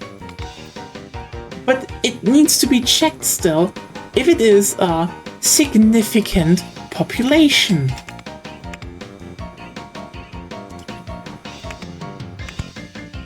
What the fuck are we doing here? You get what I mean? What are we doing here? Plain and simple. Because everyone who goes, think about the bugs, has not thought about a bug for like ever. And you know how I know that? Because I'm a fucking insect weirdo.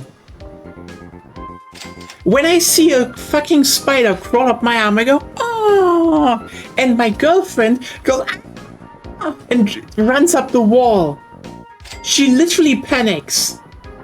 The majority of people in our society hates bugs. You know, stop.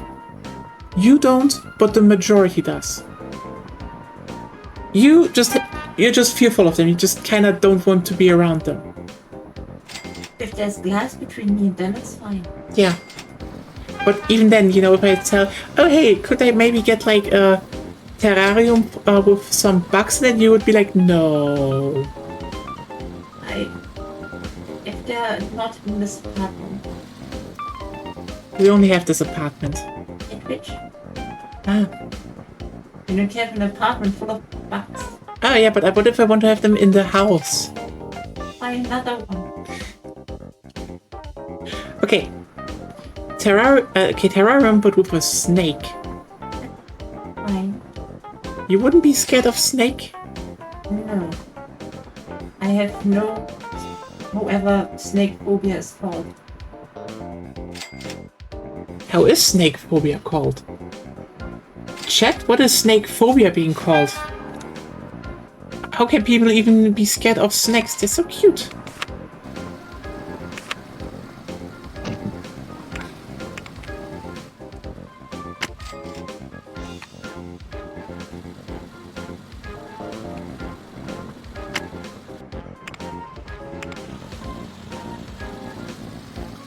But yeah, the thing is...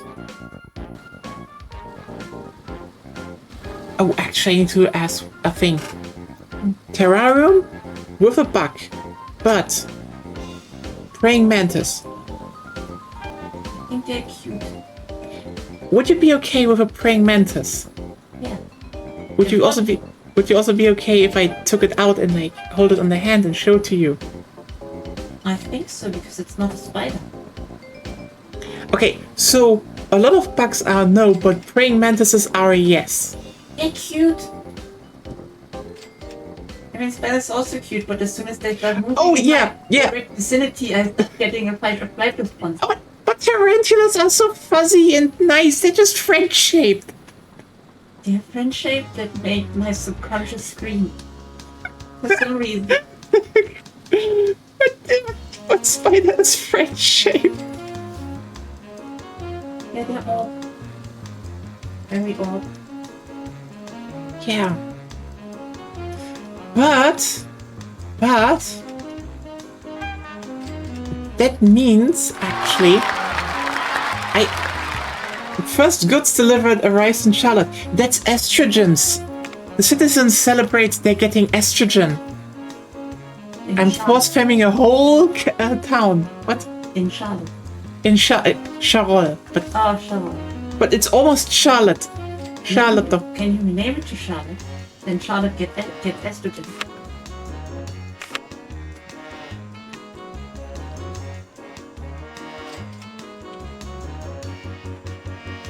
Done.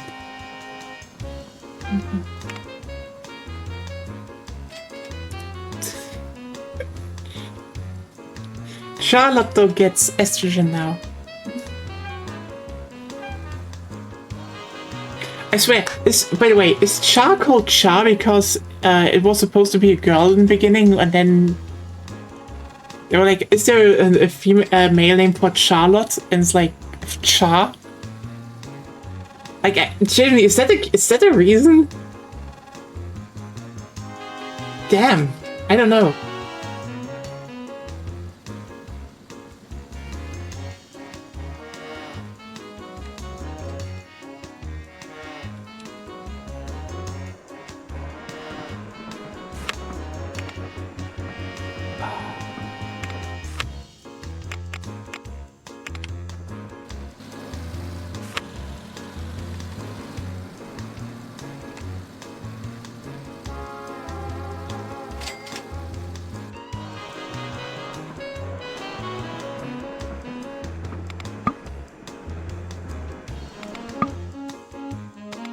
The screenshot failed. Oh no.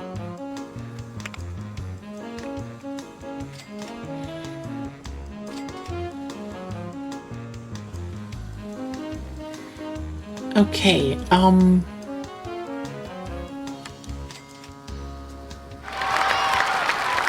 Hey!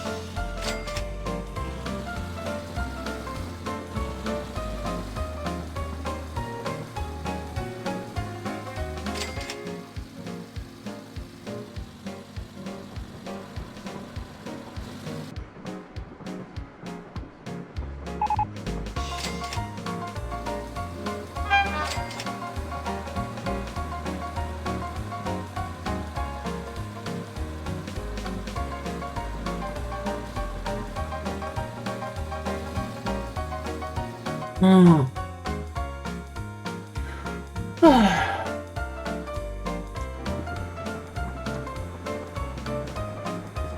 You know what? Charlotte is also the first town that builds skyscrapers. That's the power of estrogen for you. And public infrastructure. They even have a concert hall. Oh yes, all the lesbians can sing in there.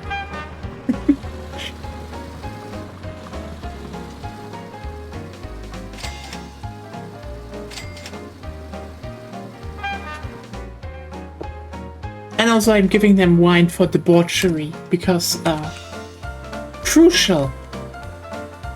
Lesbians need access to estrogen and wine.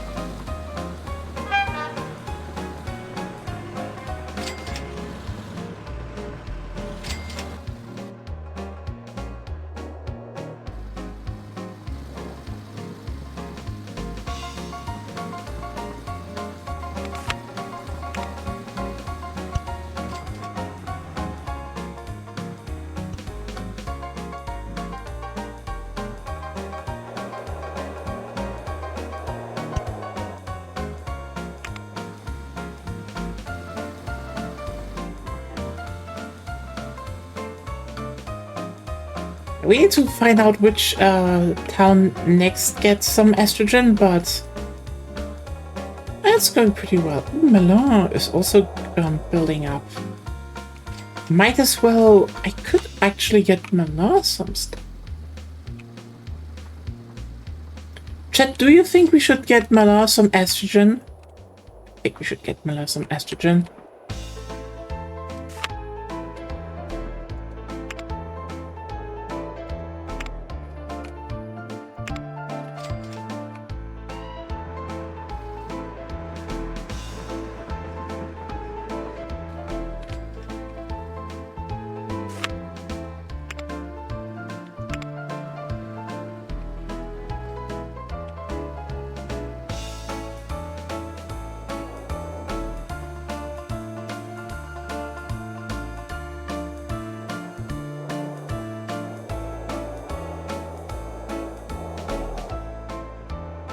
Yes. You know what? That's our last thing for today. Huh? Oh, right. No. Oh, you know what? I thought actually I was over time already. No, you're under time. Chat, I'm stupid. This is not the last thing for today. We're building more trains. Hell yeah, trains.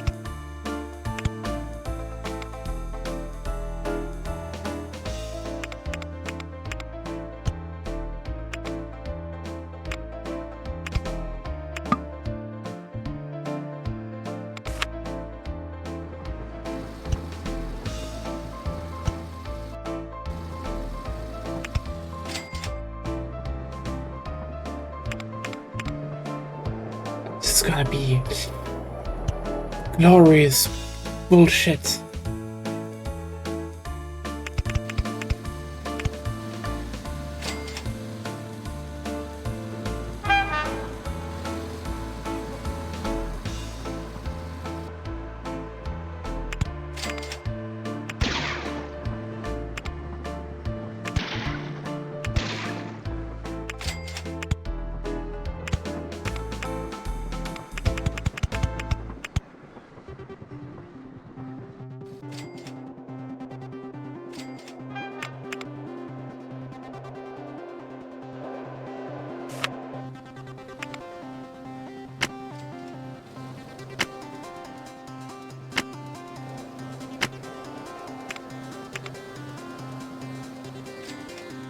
Yep, I thought so, but the estrogen must flow, yay!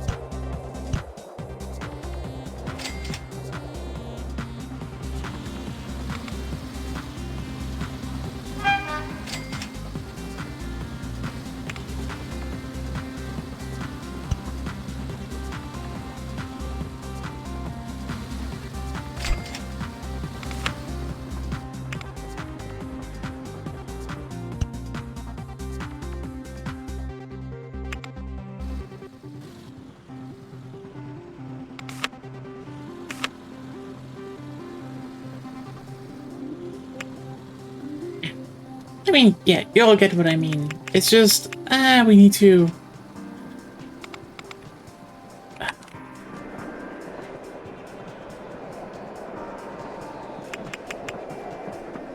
be more vigilant and actually do something against bad actors. There we go. Let's see how well that works.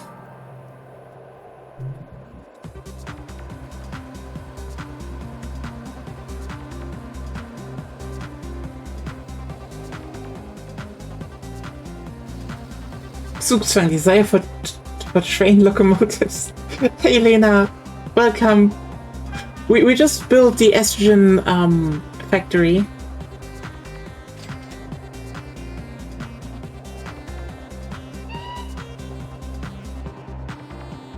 So Miller now gets a big load of estrogen.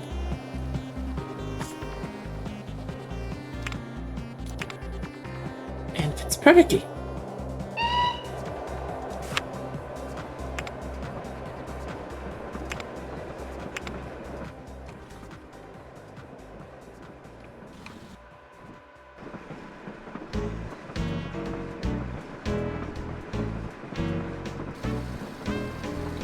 Works like a charm.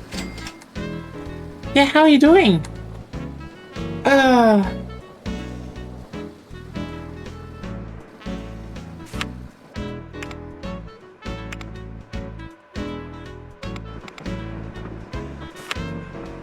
Linan Valley.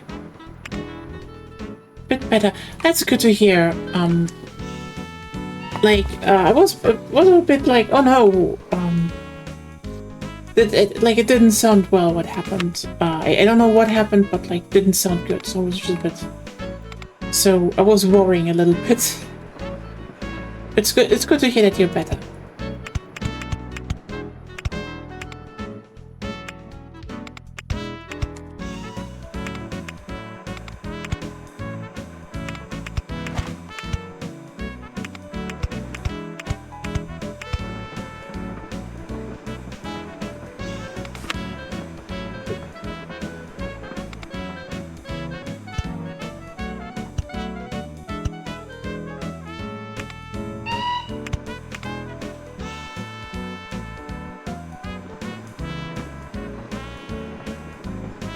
Yeah, I get you. I get you. That happens sometimes.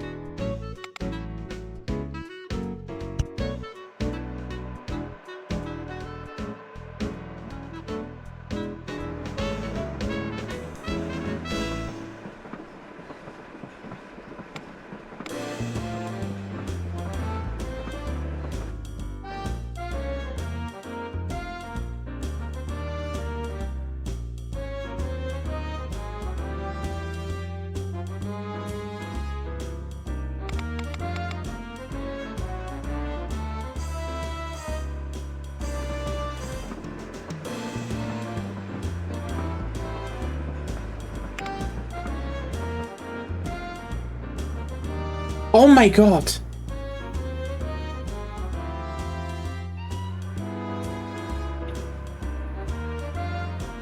Godlike feature!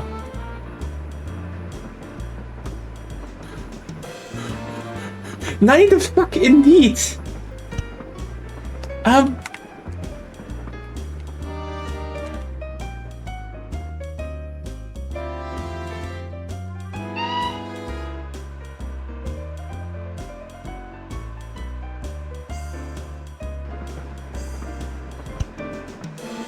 Yeah, I know, it's just... That is... Wow.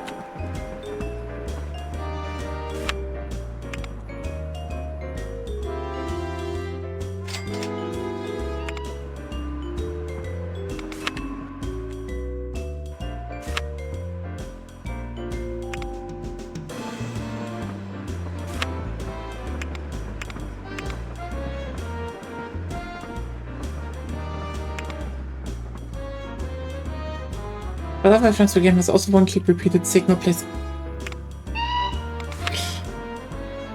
You know what? We need to definitely sit down and do that one day. You're completely right.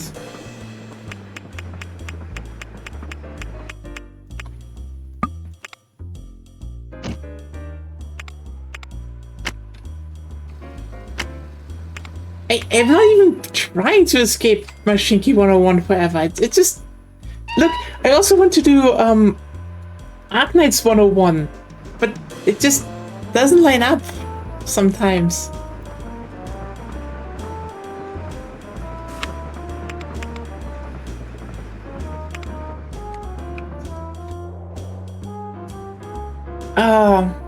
I did play the tutorial of Arknights though. It's I see where the game is going. It's neat. I do hope they unify the accounts at some point though, because it would be neat.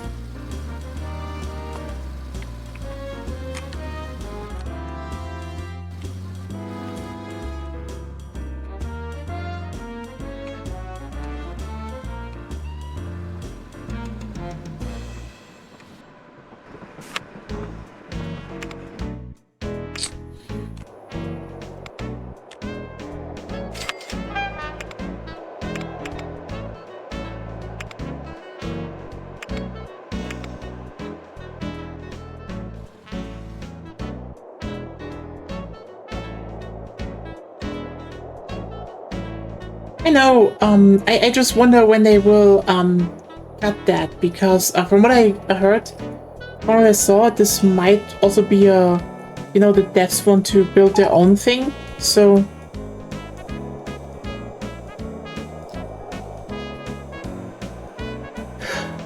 They might, because they still get money from that, but yeah. From what I know, this is like mostly in international publishing anyway, so... We'll see.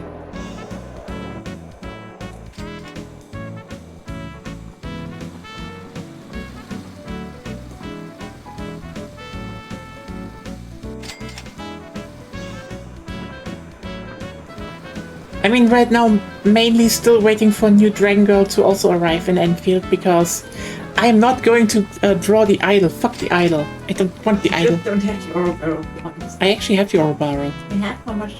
I need to check, but look, I barely needed any pulls for Arcane, so I got the burp for free basically. So you know.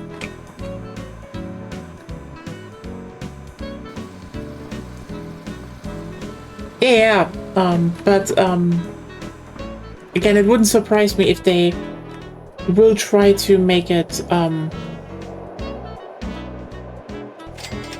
to get it back at some point.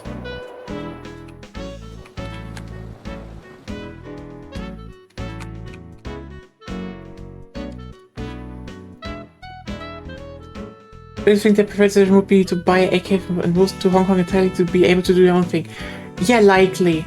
Likely. So, maybe happening. Who knows?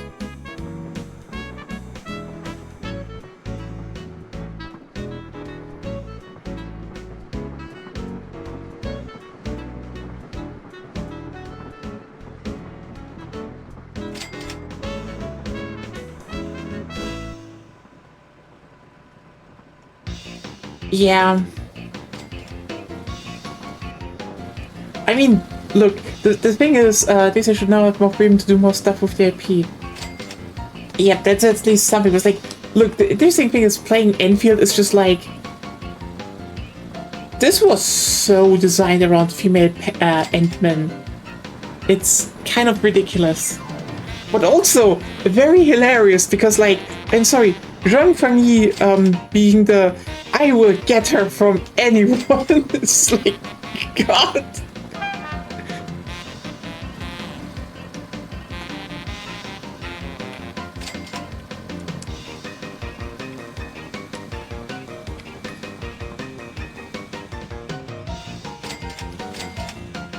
The origin trailer was even with Penguin. Yeah. Which is just, I'm sorry, again, the thing is, everything they've shown would not work like that well with a male protagonist. They definitely are just doing this to, you know, oh, Is this gay? Yes, it is. It's fucking gay. You just have plausible deniability, so all the gullible idiots would not get it. Like, it's the same with, you know, Assassin's Creed Odyssey. Yeah, you can choose a guy. No, it's not built for him.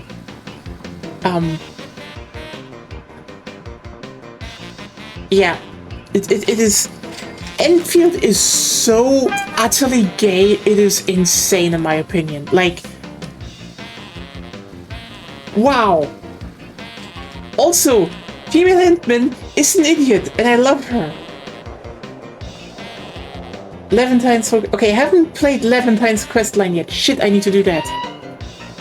Maybe I stream that, just, you know, when you say it's mega gay, how about that? Next time I don't have anything to do, Arknight, Enfield, Levantine, Starline, Levitane.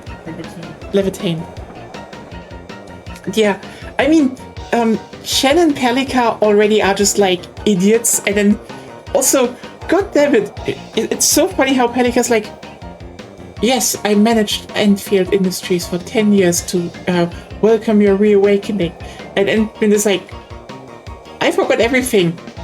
Also, I'm an enabler.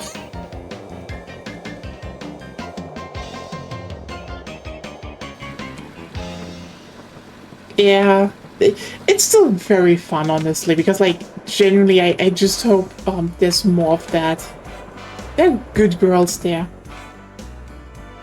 Also, Arcane deserves head pets and cuddles. She has been through too much. Arcane needs a good girlfriend. Hopefully she joins the idiot polycule. Hopefully.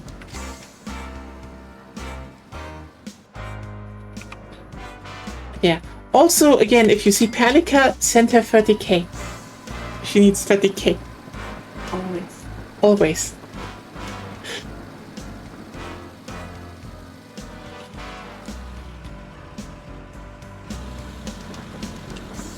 Yeah, the problem is, MiHoYo should, but I don't have 30k. Yeah. The problem is, MiHoYo doesn't make good games. Sorry, I have to shit on Genshin Impact on a regular basis. That was ass. They had moments. Yeah, but I didn't play long. Yeah, sorry, Arknight's Enfield has just more moments. Yeah. Aside from the fact that it's just a pure meme at some points. Like, I genuinely am surprised that they really went with, let's just cut our story like a cartoon. Like a literal cartoon at times. And then you kill your garden. Yes! I love how even some characters in universe are just like, okay. Even they have the female personality traits. Even the fandoms of human series get more attention personally. The guys are just an afterthought. Thankfully. You know what? We should maybe really just cut out gacha bros. They're the worst people. Like, I've seen a fucking video recently where someone, straight male gacha gamers need to be shot on sight. Yeah! Look! They have Camille in Arknight's Enfield. Aren't they happy? Like, but they're straight. They say they're straight. Okay? They're looking at that vampire boy's ass and they know it's juicy, but they can't admit it.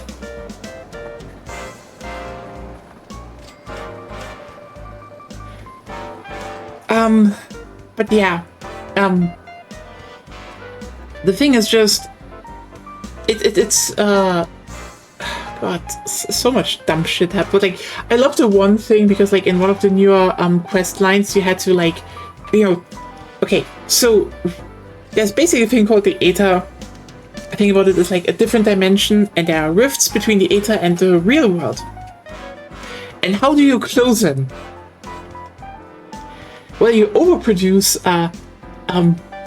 basically a mineral that stabilizes / closes Aether, mix it into water, and then just pump it into the rift, like literally with a rift. And you know, there's like, by the way, very hot dragon woman with a fluffy tail, which is very big brain design, by the way, who's a bit of a meathead, and she sees you doing that, and she just stands there, and like when you talk to her, she's so like, I guess that's your solution. Okay. I guess the smartest minds on the planet came up with my equivalent of punch the thing. So good. Mifu, yeah, Mifu is very hot. Also, Japanese voice actress of Mifu is, oh my god, she's so hot. Can I just say, women with lower voices are hot as shit. And Mifu is just, Also, let's just be real here. She and Zhang Fangyi fuck dirty. Period. Those two. No, Tang Tang is her idiot daughter. Like, Tang Tang is too young for that. Tang Tang is her idiot daughter. Like, she's such an idiot daughter that when Zhang Fangyi and Mifu talk, she just comes out in cutscenes in the background and is like, Like, she really looks around the corner like a fucking gremlin. She has just not realized yet that she has been adopted. Zhang Fangyi and Mifu are colleagues, but yeah. That scene is hilarious. It's so amazing. Also, for everyone who's wondering, Zhang Fangyi tops Mifu. There's no other way around, because A, Mifu is a meathead. She's strong, but she's definitely a bottom. Zhang Fangyi has so much work stress to work off. Okay? Period. We have to, that dynamic is just... Mifu would do top as well if she was asked. If she was asked to, yes. She's maybe a bit bratty sometimes, but that's a different topic.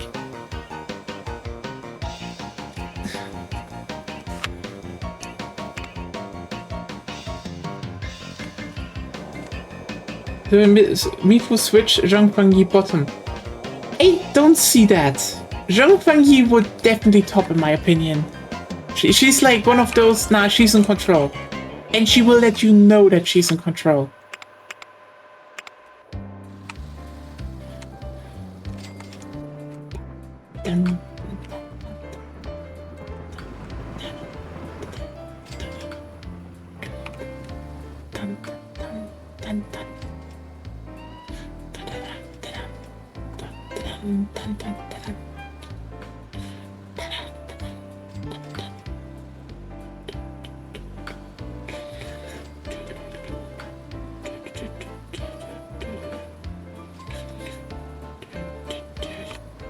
Anyway,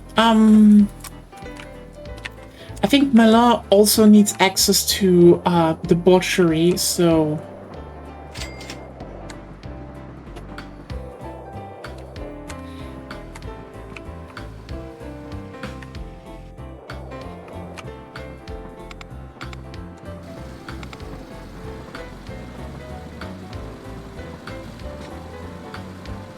I see we have very different interpretations of her character.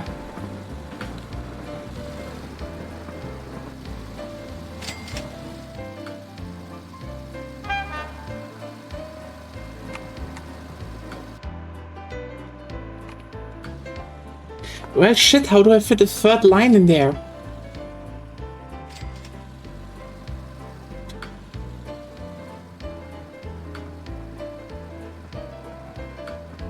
As hosting with her note to Penguin and Penguin showing up to grab her host at anything but extremely bottom-coded. I mean, I didn't read it like that, but maybe I don't have enough experiences about bottoms. Why are you laughing? I'm young. Oh. See, I'm bad at even interpreting my own girlfriend. That you are. Most of the time. I mean, also, you're not even sending signals. She's always like, how do you not notice that? I'm like, you're a rock sometimes, which makes you cute, but you're a rock. Rocks are cute. I know.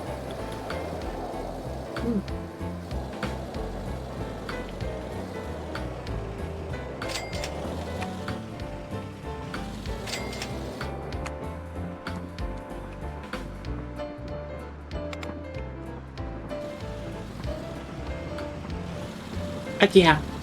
Anyway, cute girls, very important. I'm very much looking forward to learning about more cute girls in Arknight.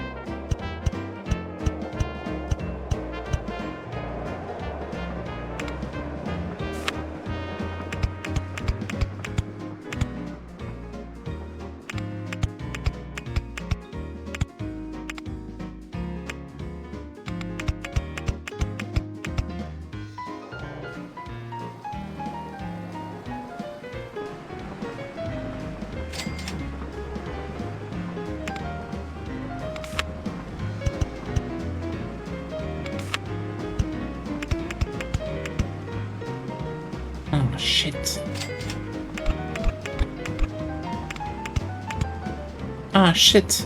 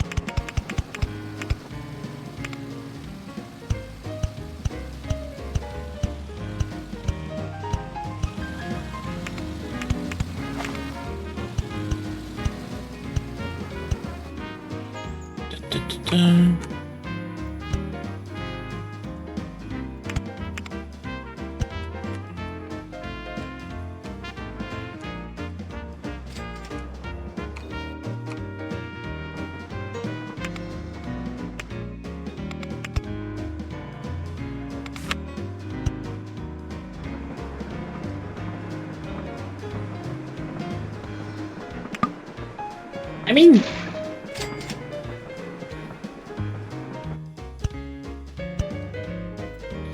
it's not like it's not like they are not traumatized in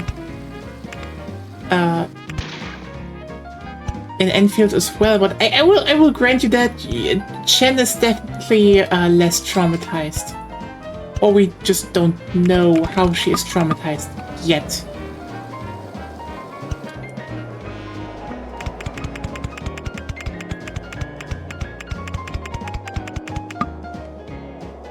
Arcane is very traumatized, though.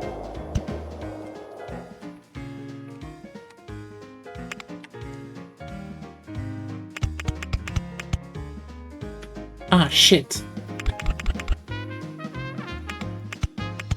Ah, shit.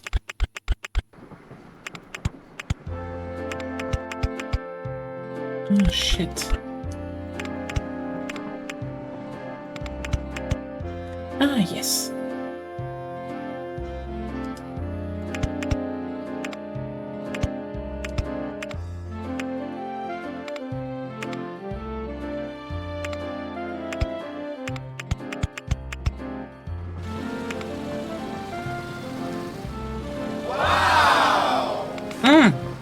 Produce more estrogen bases stuff.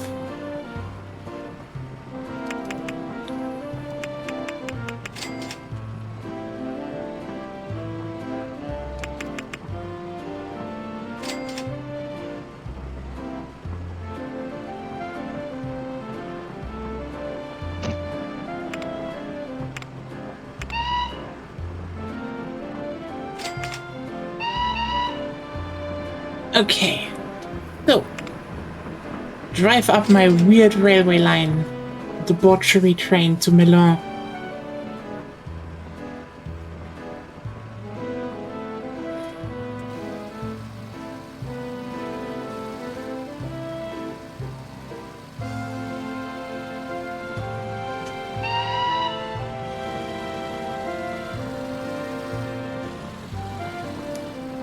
I'll start accepting shit.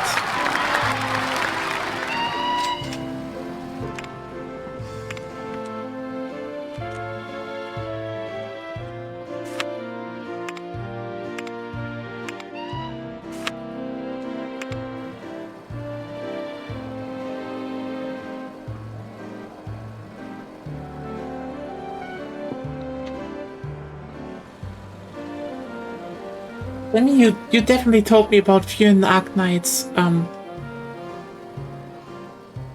If I should have you read Children of Ursus first and then Second Lifeless. Oh boy. I mean, look, I've played the beginning. I'm like, oh okay, Ursus seems like a fucked up nation. And why do we wake up there?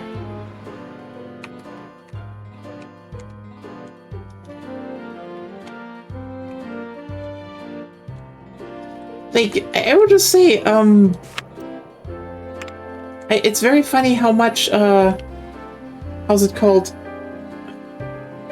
The opening for Arknights is just like, Chuckles, I'm in danger.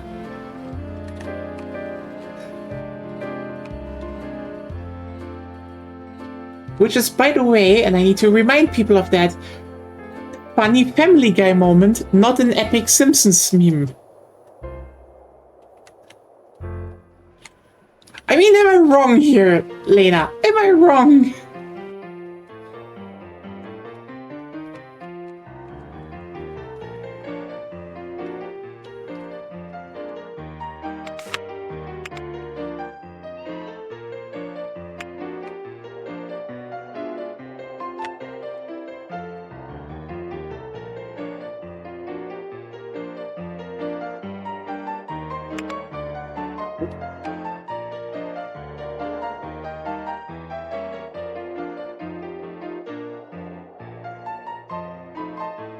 Oh, there's an anime. There's an Updates anime. Will the doctor take off her mask and reveal to be a hot butch kissing all the girls at Rhodes Island? That's a big question. Should do that actually, damn. Oh my god, I have still okay, look. So, you know I have a media thread? And I definitely need to update it with Portrait of Rune, but also a movie of a series that we watched, like, that finished beginning this year, I think. And like, the thing is, I keep forgetting to add this movie because it kind of just is like an extended episode. But was it bad? No. Was it weirdly forgettable and pointless as well? No. Pointless? No. Okay. Wasn't Corpse really. Revival. What? Corpse Revival. I guess. It's important I guess. for world building.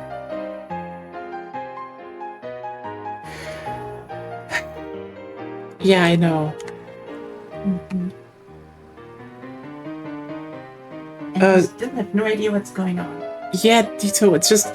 I mean, I'm weirdly just sitting here like, I think that was kind of forgettable for me, but it wasn't bad, and I don't know how to pass it. And I think the fact that I keep forgetting to say it. You don't know how to pass it. Yes, but the fact that I keep forgetting to write about it is not a good sign, in my opinion. Because 3 seasons, 26 episodes. Holy shit! We need to. Is it? Where is it available?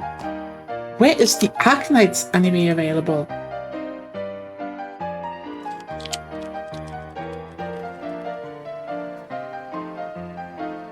Huh.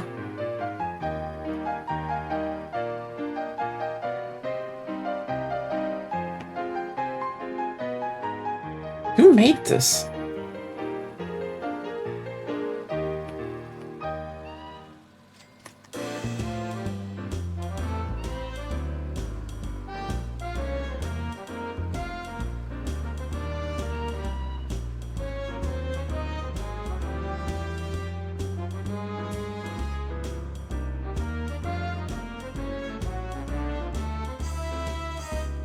A lot of Arknights here. Why?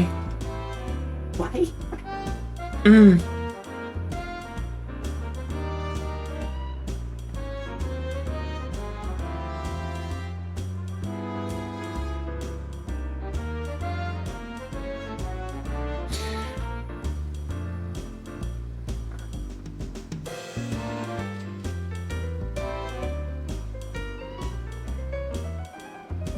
Hmm?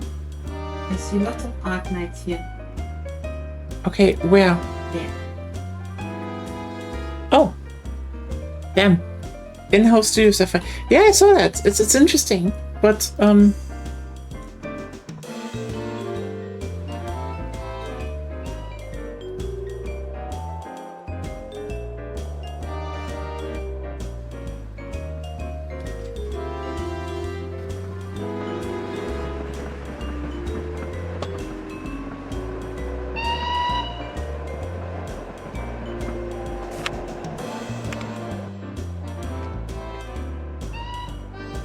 you know that when your body just starts itching all of a sudden? It's weird.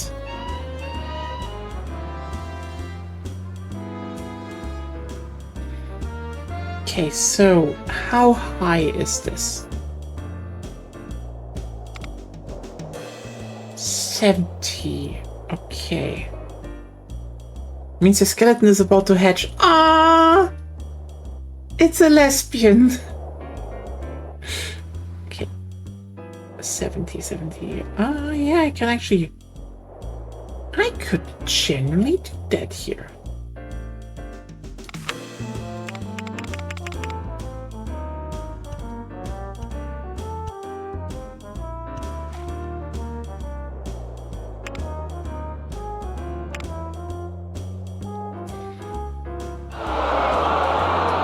Oh no!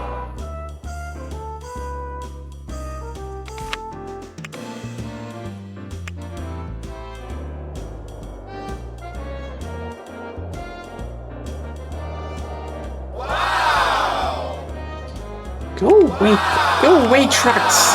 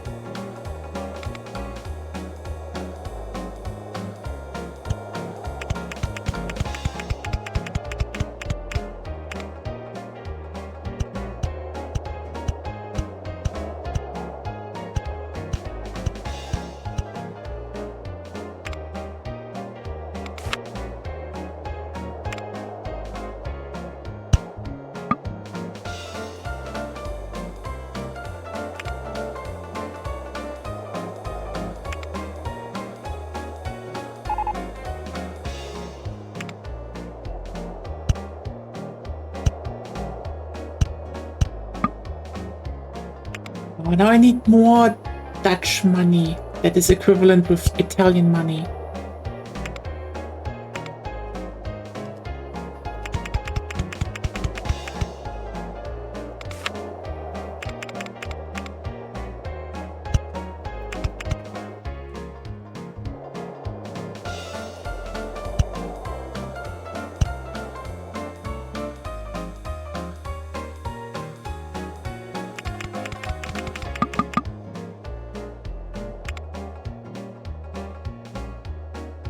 Yeah. But then again, you know, when we talk about like made gacha gamers with really bad takes, I saw a video recently where someone was basically just going, "Oh, Arknight's Enfield is bad because, you know, there is no 24/7 key jingling and shit for me to do," and then, you know, all the comments were just roasting his ass because they're like, "Oh, so you're saying the game respects your time?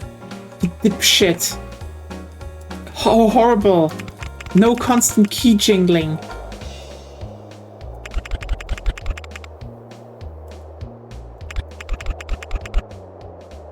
Yeah, like, I mean, there's a difference between, you know, do you like the gameplay or not? But it's just like, look, the devs basically made a game that is, let's just put it very simply, kind of friendly if you play it. Like, at some point, you're just like, oh right, I don't actually need to invest that much time. And it's neat. It's actually pretty nice that, you know, you don't need to, constantly keep playing. That is actually really good. I don't know, but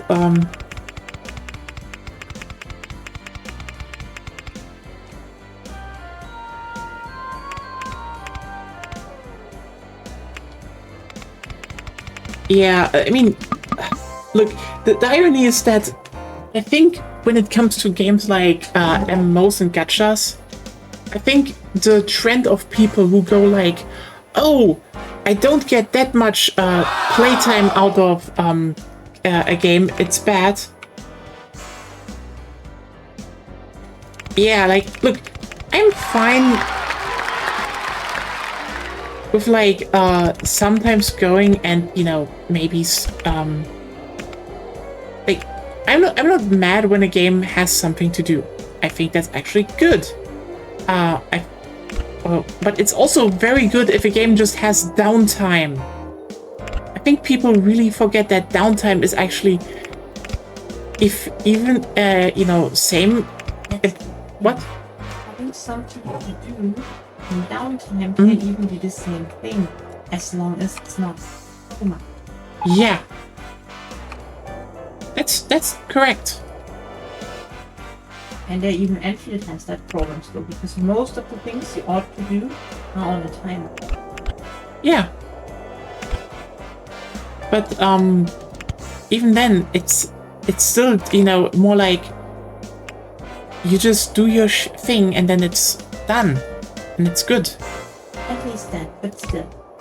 Yeah.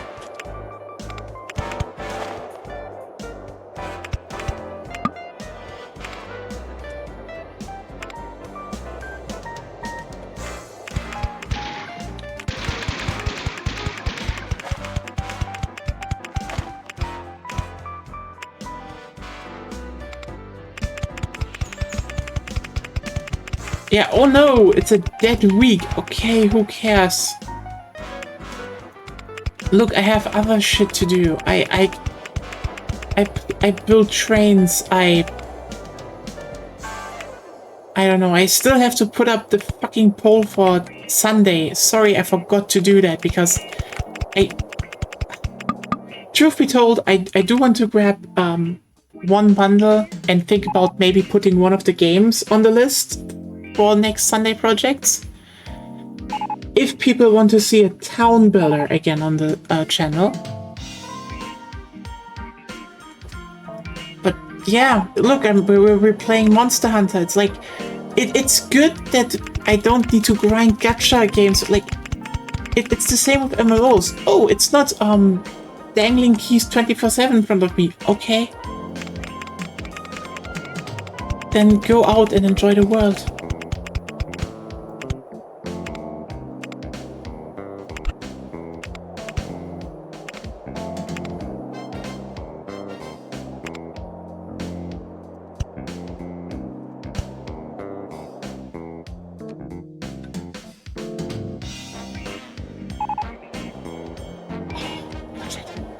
Love that.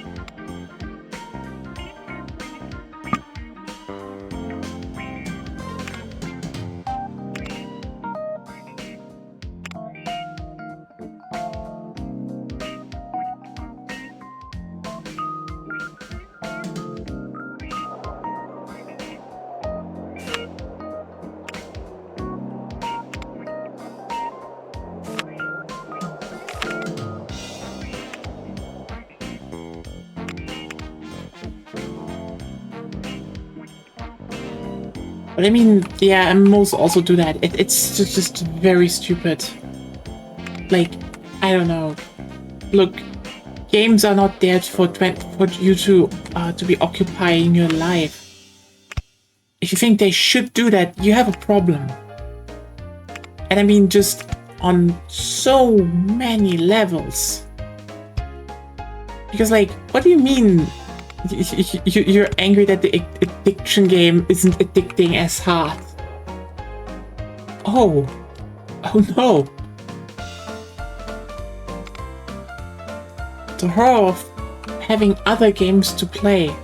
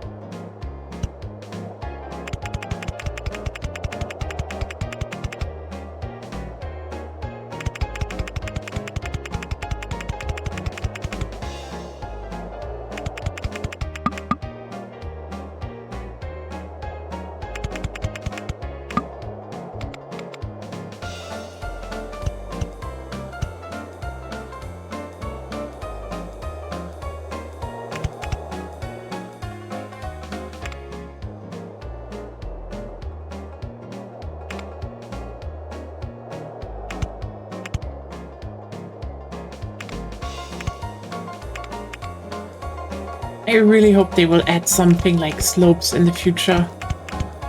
I am still looking forward so much to the bigger maps, but that's a different topic.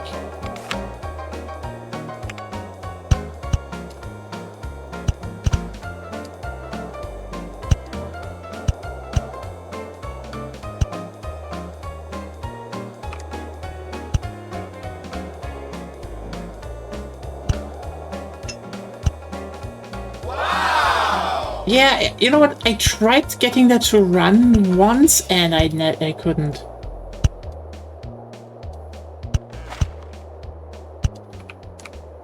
I don't know why. Yeah, look, okay. This was maybe like, this was still like very much like 10 years ago on like my original copy and shit, but like, I tried it multiple times back then, and I just never did again, so... Maybe I could, maybe I should, I don't know.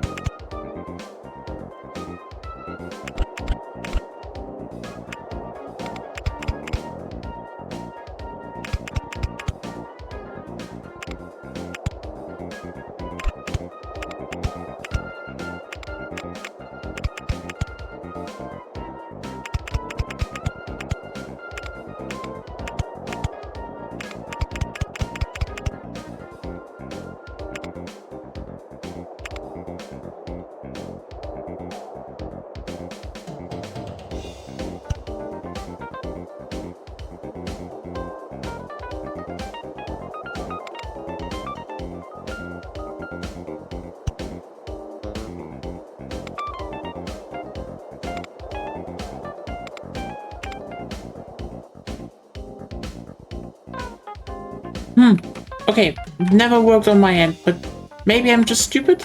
Who knows?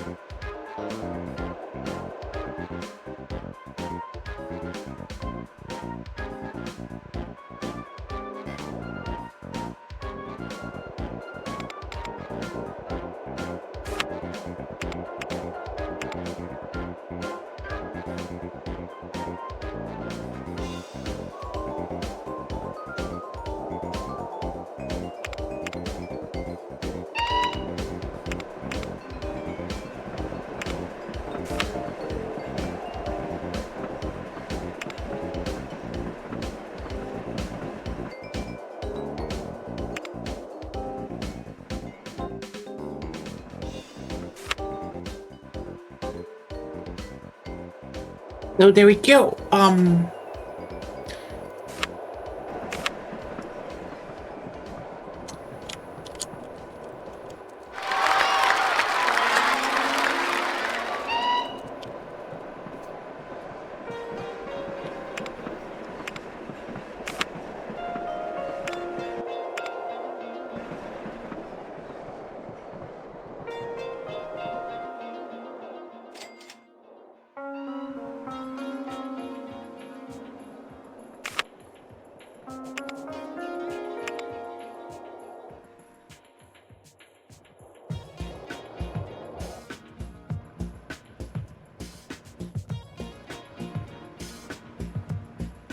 Dun, dun, dun, dun, dun.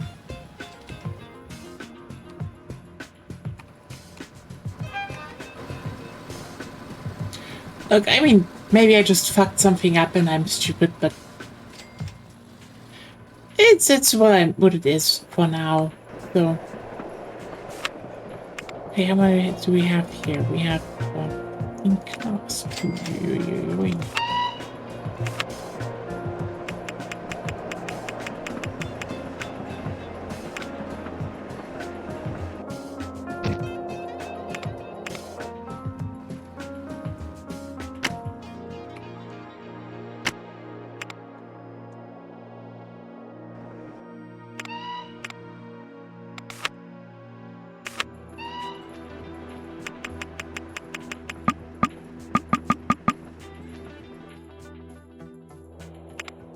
No bankruptcy now? Ooh, did it learn?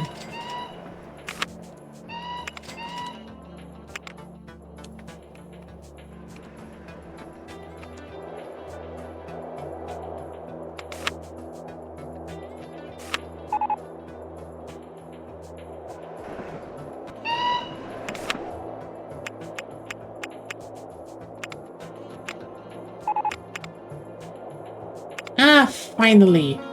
Finally. Malala will accept the estrogen.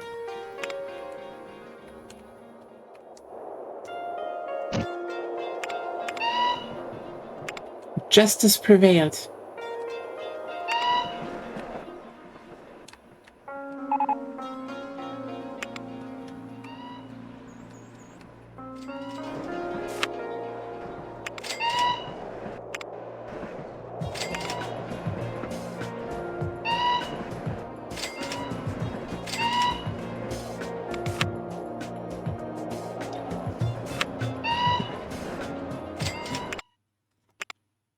I forgot.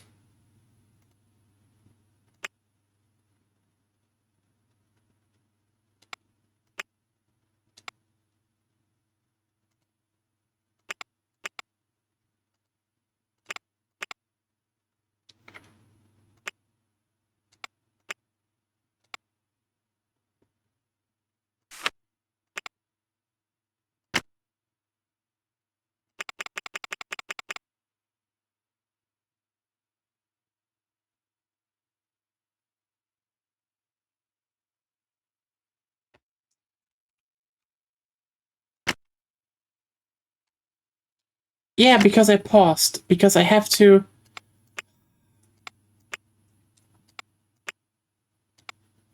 do shit.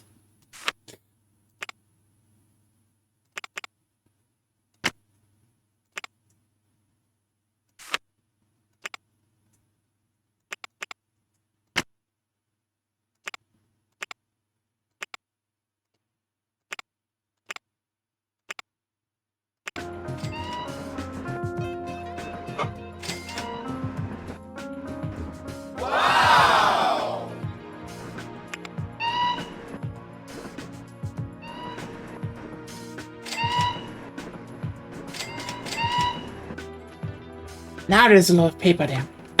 Okay. What we need to do is...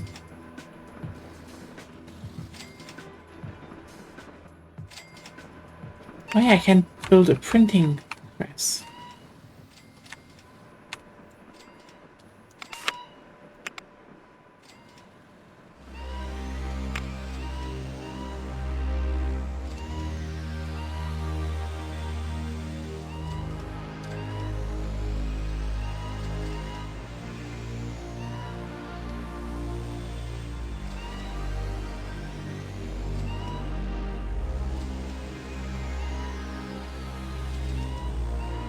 Looks like we have exactly one singular printing shop.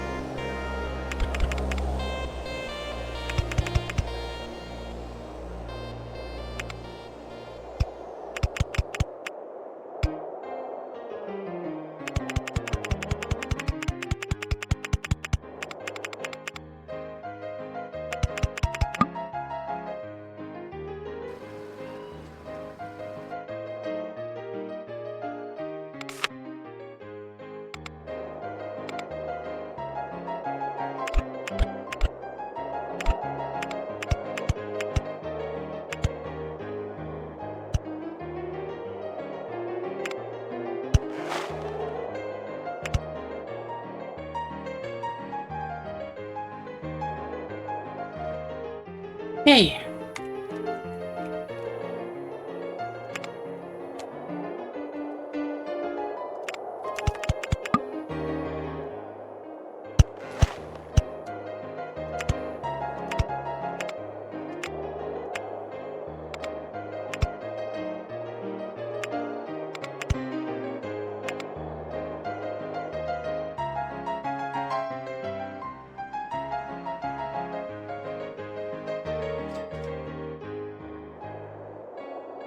So we're not talking much. Thinking what would be a good topic to talk about even. Now it's 41. What? Now it's 41. Oh, fuck yeah, now I'm over time. The thing is just, can I please still build this railroad? I need to have the Euro production line set up because I already have paper. They just need to get to the printing press. Because I need to make pictures of Spider-Woman.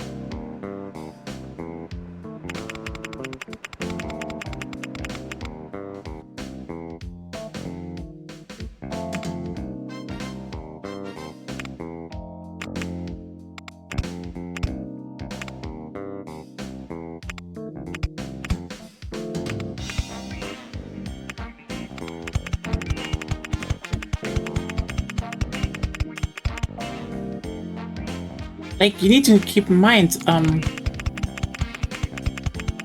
since Spider-Woman showed up and the fearless correspondent Petra Park has making pictures, the female viewership has shot through the roof. Those are great news. But no one knows why they are all of a sudden so interested.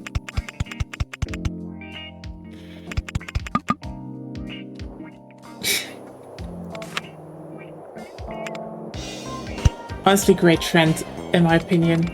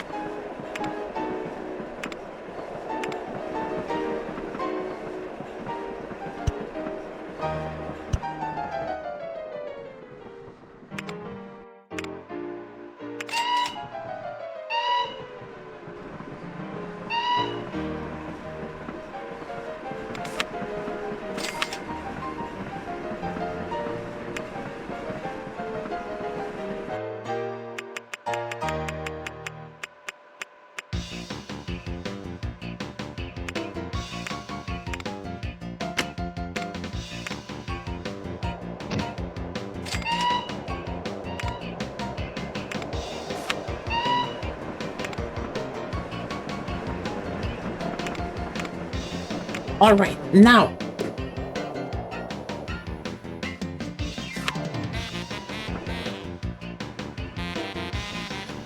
We cut through Lunavi a lot, but it's all in service of delivering quality paper, the core material of Yuri production, to the printing presses. So all the Yuri needs can be satisfied.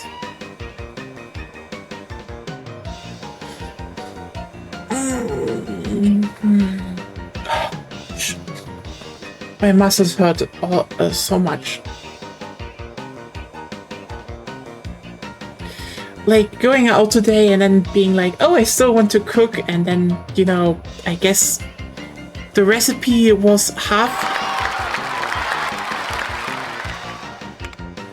Ah, hey, I have a problem here.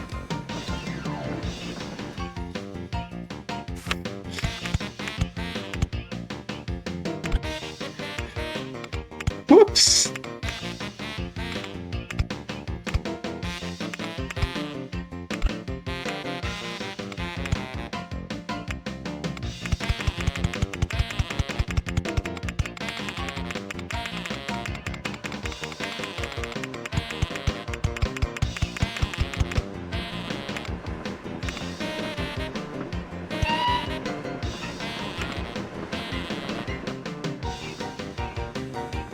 Now, it can also drive back.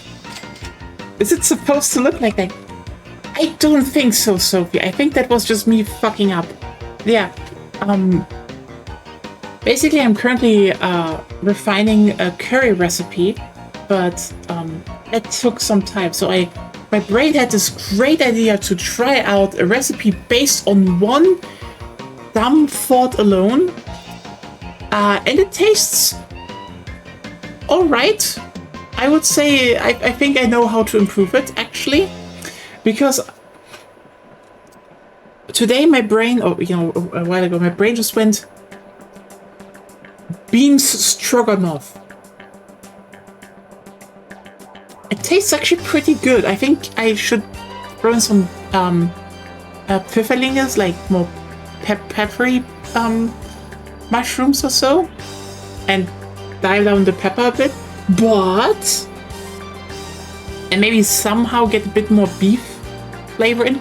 But overall, it's beans and mushrooms in a hearty sauce. It actually works really well over rice, I'd say.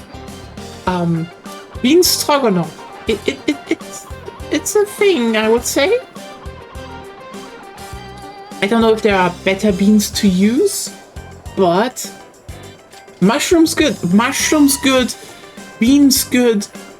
What more do you want, actually? It's you know, it's fiber, it's protein, it's mushrooms over even more fiber, because you know, black rice would be expensive, but like we use brown rice, which has more fiber, so even more fiber, and I digest really well now. But I'm still working on that curry recipe, because I think I'm going to put in some ginger now, and that will be very nice. Sad thing is I can't put in cocoa, apparently, because we haven't tested it yet, how well Agunia reacts to it. Because a bit of cocoa would... But do you want more? What? I had tested it in general and react to it, but we don't know how much. Yeah. Maybe a tiny bit would help. Work with see. But do you want more mushrooms? Okay, listen, Sophie.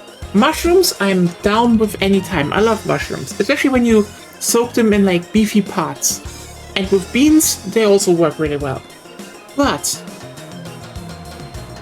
in some dishes, a bit of coca for the Victorian flair. In some dishes, the mushrooms can overpower the rest of the dish, and that is a bit dumb. Even if I like mushrooms, I'd make mushroom curry.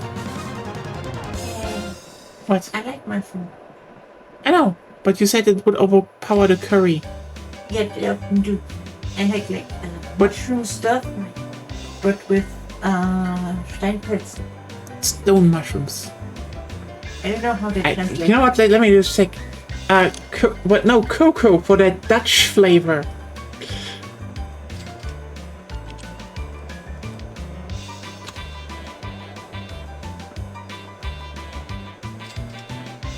Wait, wait, the fucking Latin name for Steinpilz is boletus. It's literally boletus. What? And the English name? Boletus. Apparently because they probably don't grow in England, so they just call it the Latin thing.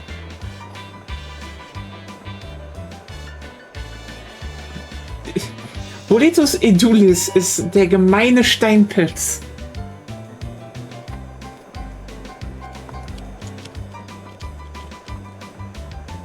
For everyone who wants to know,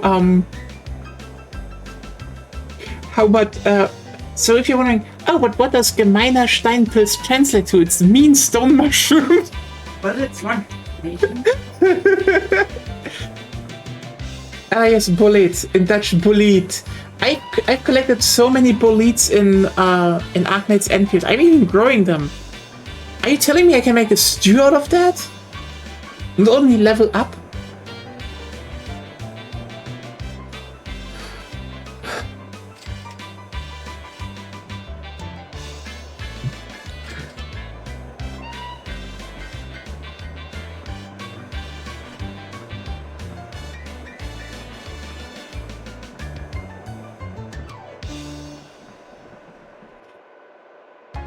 You know what? Obviously, we live in Germany. We have awards for everything. We have Birds of the Year, we have Board Games of the Year, and you know what?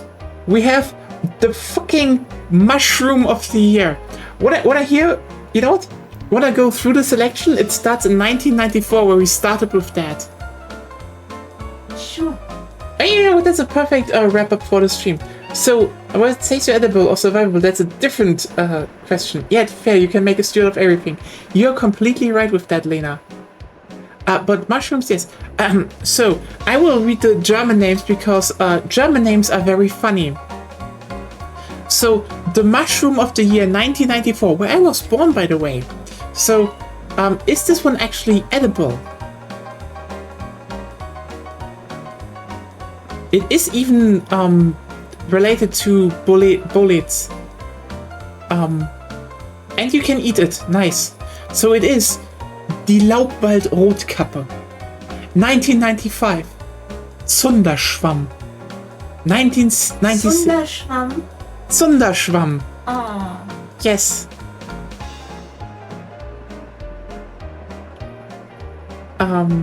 Interestingly, yeah, the reason it's called that is it was basically a fire starter. The Zundere Mushroom. Zunderschwamm. Yeah, Zunder and Zunder is something very different. 1996, Habichtspilz. 1997, Frauentäubling. 1998, Schweinsohr. 1999, der Satansröhrling. 2000, the mushroom of the new millennium. The Königsfliegenpilz. 2001, stachelsporige Mäandertrüffel. 2002, orange-fuchsiger Raukopf. You see, this list was made by artists. They fucking love mushrooms. To be like, ah yes, mushroom of the year is the orange-fuchsiger Raukopf. 2003, Papageigrüner Saftling. 2004, echter Hausschwamm. 2005, Wetterstern. 2006, ästiger Stachelbart. 2007, Puppenkernkeule. Can I just say, by the way, that this is all we have, like our first cordyceps. We have officially reached our first cordyceps, but also Tondelswam. Ah, yeah, you know what? It's Dutch. Yeah, Dutch and German are very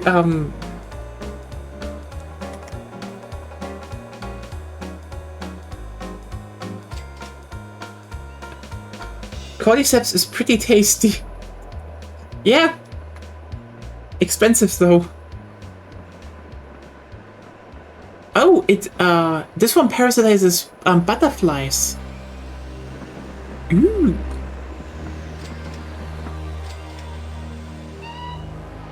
Oh, interesting.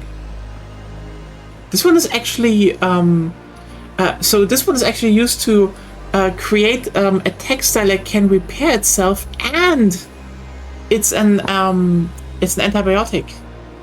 Mushroom clothes. Yes. Edible cordyceps cultivated on rice. Yeah, you know what? Cool. I like the Puppenkernkeule. That's a good mushroom. In English, it's Cordyceps militaris. Okay, yes, they just have the Latin names. German has better names for, but again, the fact that we have that we have names for all of them, but England just uses the normal the Latin names. It's just like English people do not have enough authors to find localized names. It's just sorry. English people need more mushroom artists. I'm sorry, you are lacking behind. Anyway, 2008, Bronzeröhrling. 2009, blauer Rindenpilz. 2010, Schleiereule. 2011, roter Gitterling. 2012, graue Kraterelle. 2013, braungrüner Zärtling. 2014, gemeiner Tigelteuerling. 2015, verzweigte Becherkoralle. Those are good names. 2016, lila Stiel Rötelritterling. 2017, Judasohr. 2018, Wiesenchampignon. Can I just point out that this is the first time we have a champignon on the list? Champignons are boring. Okay, but They're like, you can just harvest them and eat them. They're like one of the most well-eaten, but it took until 2018 for them to recognize the humble champignon that has been collected so many times. I'm sorry, it doesn't have much in the plate. Judasohr is also tasty. I love how you basically write it the same, but you have two O's and not an OH. Dutch is not a serious language. I'm so sorry. As a German, you just sound like a weird knockoff. That's assuming German is the original. What if German is the weird knockoff? No! Well, I can a robbery, so I haven't been able to make them good, but our local Chinese place has a dish with them, and they're great. Yeah, I know them. I know that. I think it's a variant, but yeah, they're really... These types of mushrooms are really good. 2019, grüner Knollenblätterpilz. Oh, Oh, I'm fully aware Dutch is a deeply unserious language. By the way, the mushroom of 2020, the year of the lockdown. Gewöhnliche Stinkborche. And like, can I just say that the name is, in English, is Phallus impudicus? And like, it literally looks like one? Morcheln sind echt lecker, ehrlich gesagt. Morcheln sind fucking lecker. Nur schwer zu bekommen. Sorry, yeah. They're hard to find. But Morcheln, I don't know how they're called in English, but...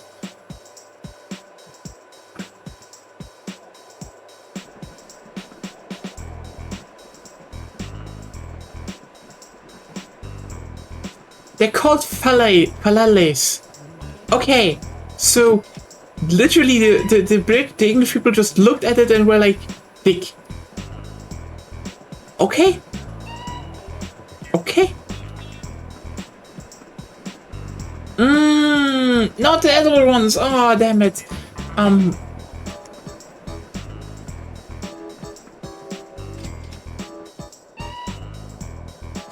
And by the way, in 2022 it was, 2011 was Grünling.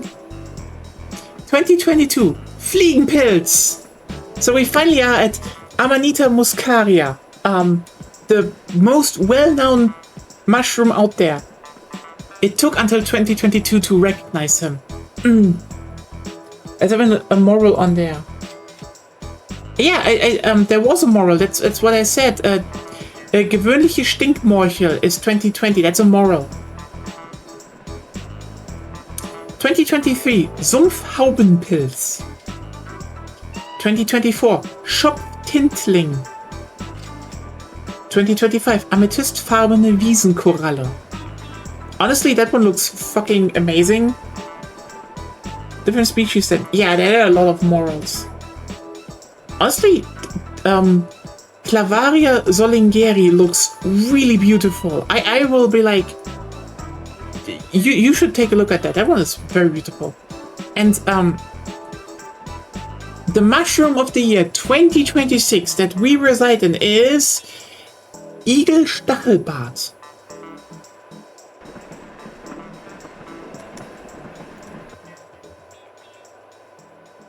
Can I just say one thing that I've been granted with cursed knowledge? So this is the list of mushroom of the year from Germany. In 2016, Austria thought they needed a separate list to honor mushrooms of the year. Because in their eyes, 2016 should not have been the lila Stiel Rötzelritterling. It should have been the Safrangelber Weichporling. We will have wars over this in the future, I tell you. I had edible moral once. It's super expensive, but yeah, you can tell why it's a delicacy. It's very tasty. Yeah, morals are so good. Yeah, and this year, you know, Germans were like, it has to be the humble Igelstachelbart, but the Austrians were like, no, it has to be the zweisporige Stachelsporkoralle. Which is just like, yes, you see, everyone fearing, will Germany and Austria ever unite again? No, no. You see our differences? We can't even decide on a mushroom of the year anymore. It's over. It will never happen anymore. The cultural divide is too deep. Mushroom autism schism. Absolutely. I mean, look. 2020 to crown the gewöhnliche Stinkmorchel. It's just like, it's a moral. There was yet a moral on the list, but it is a good choice. But in Austria, they were like, no, it has to be der nördliche Stachelseitling. And like, no, Austria, why would you do that? Perhaps the Austrians have to be reined in. Maybe. See, you know what? When the Dutch are agreeing with the Germans on the Austrians, something is wrong. Anyway, hope you all had a good time. I will say goodbye here now. We have successfully set up the Yuri production line. And hopefully, we will get back to this. We'll see. Again, I will still try to put up the vote on the Discord in due time, and then we will see what happens and what will be next Sunday. See you all around. Until then, good night and goodbye.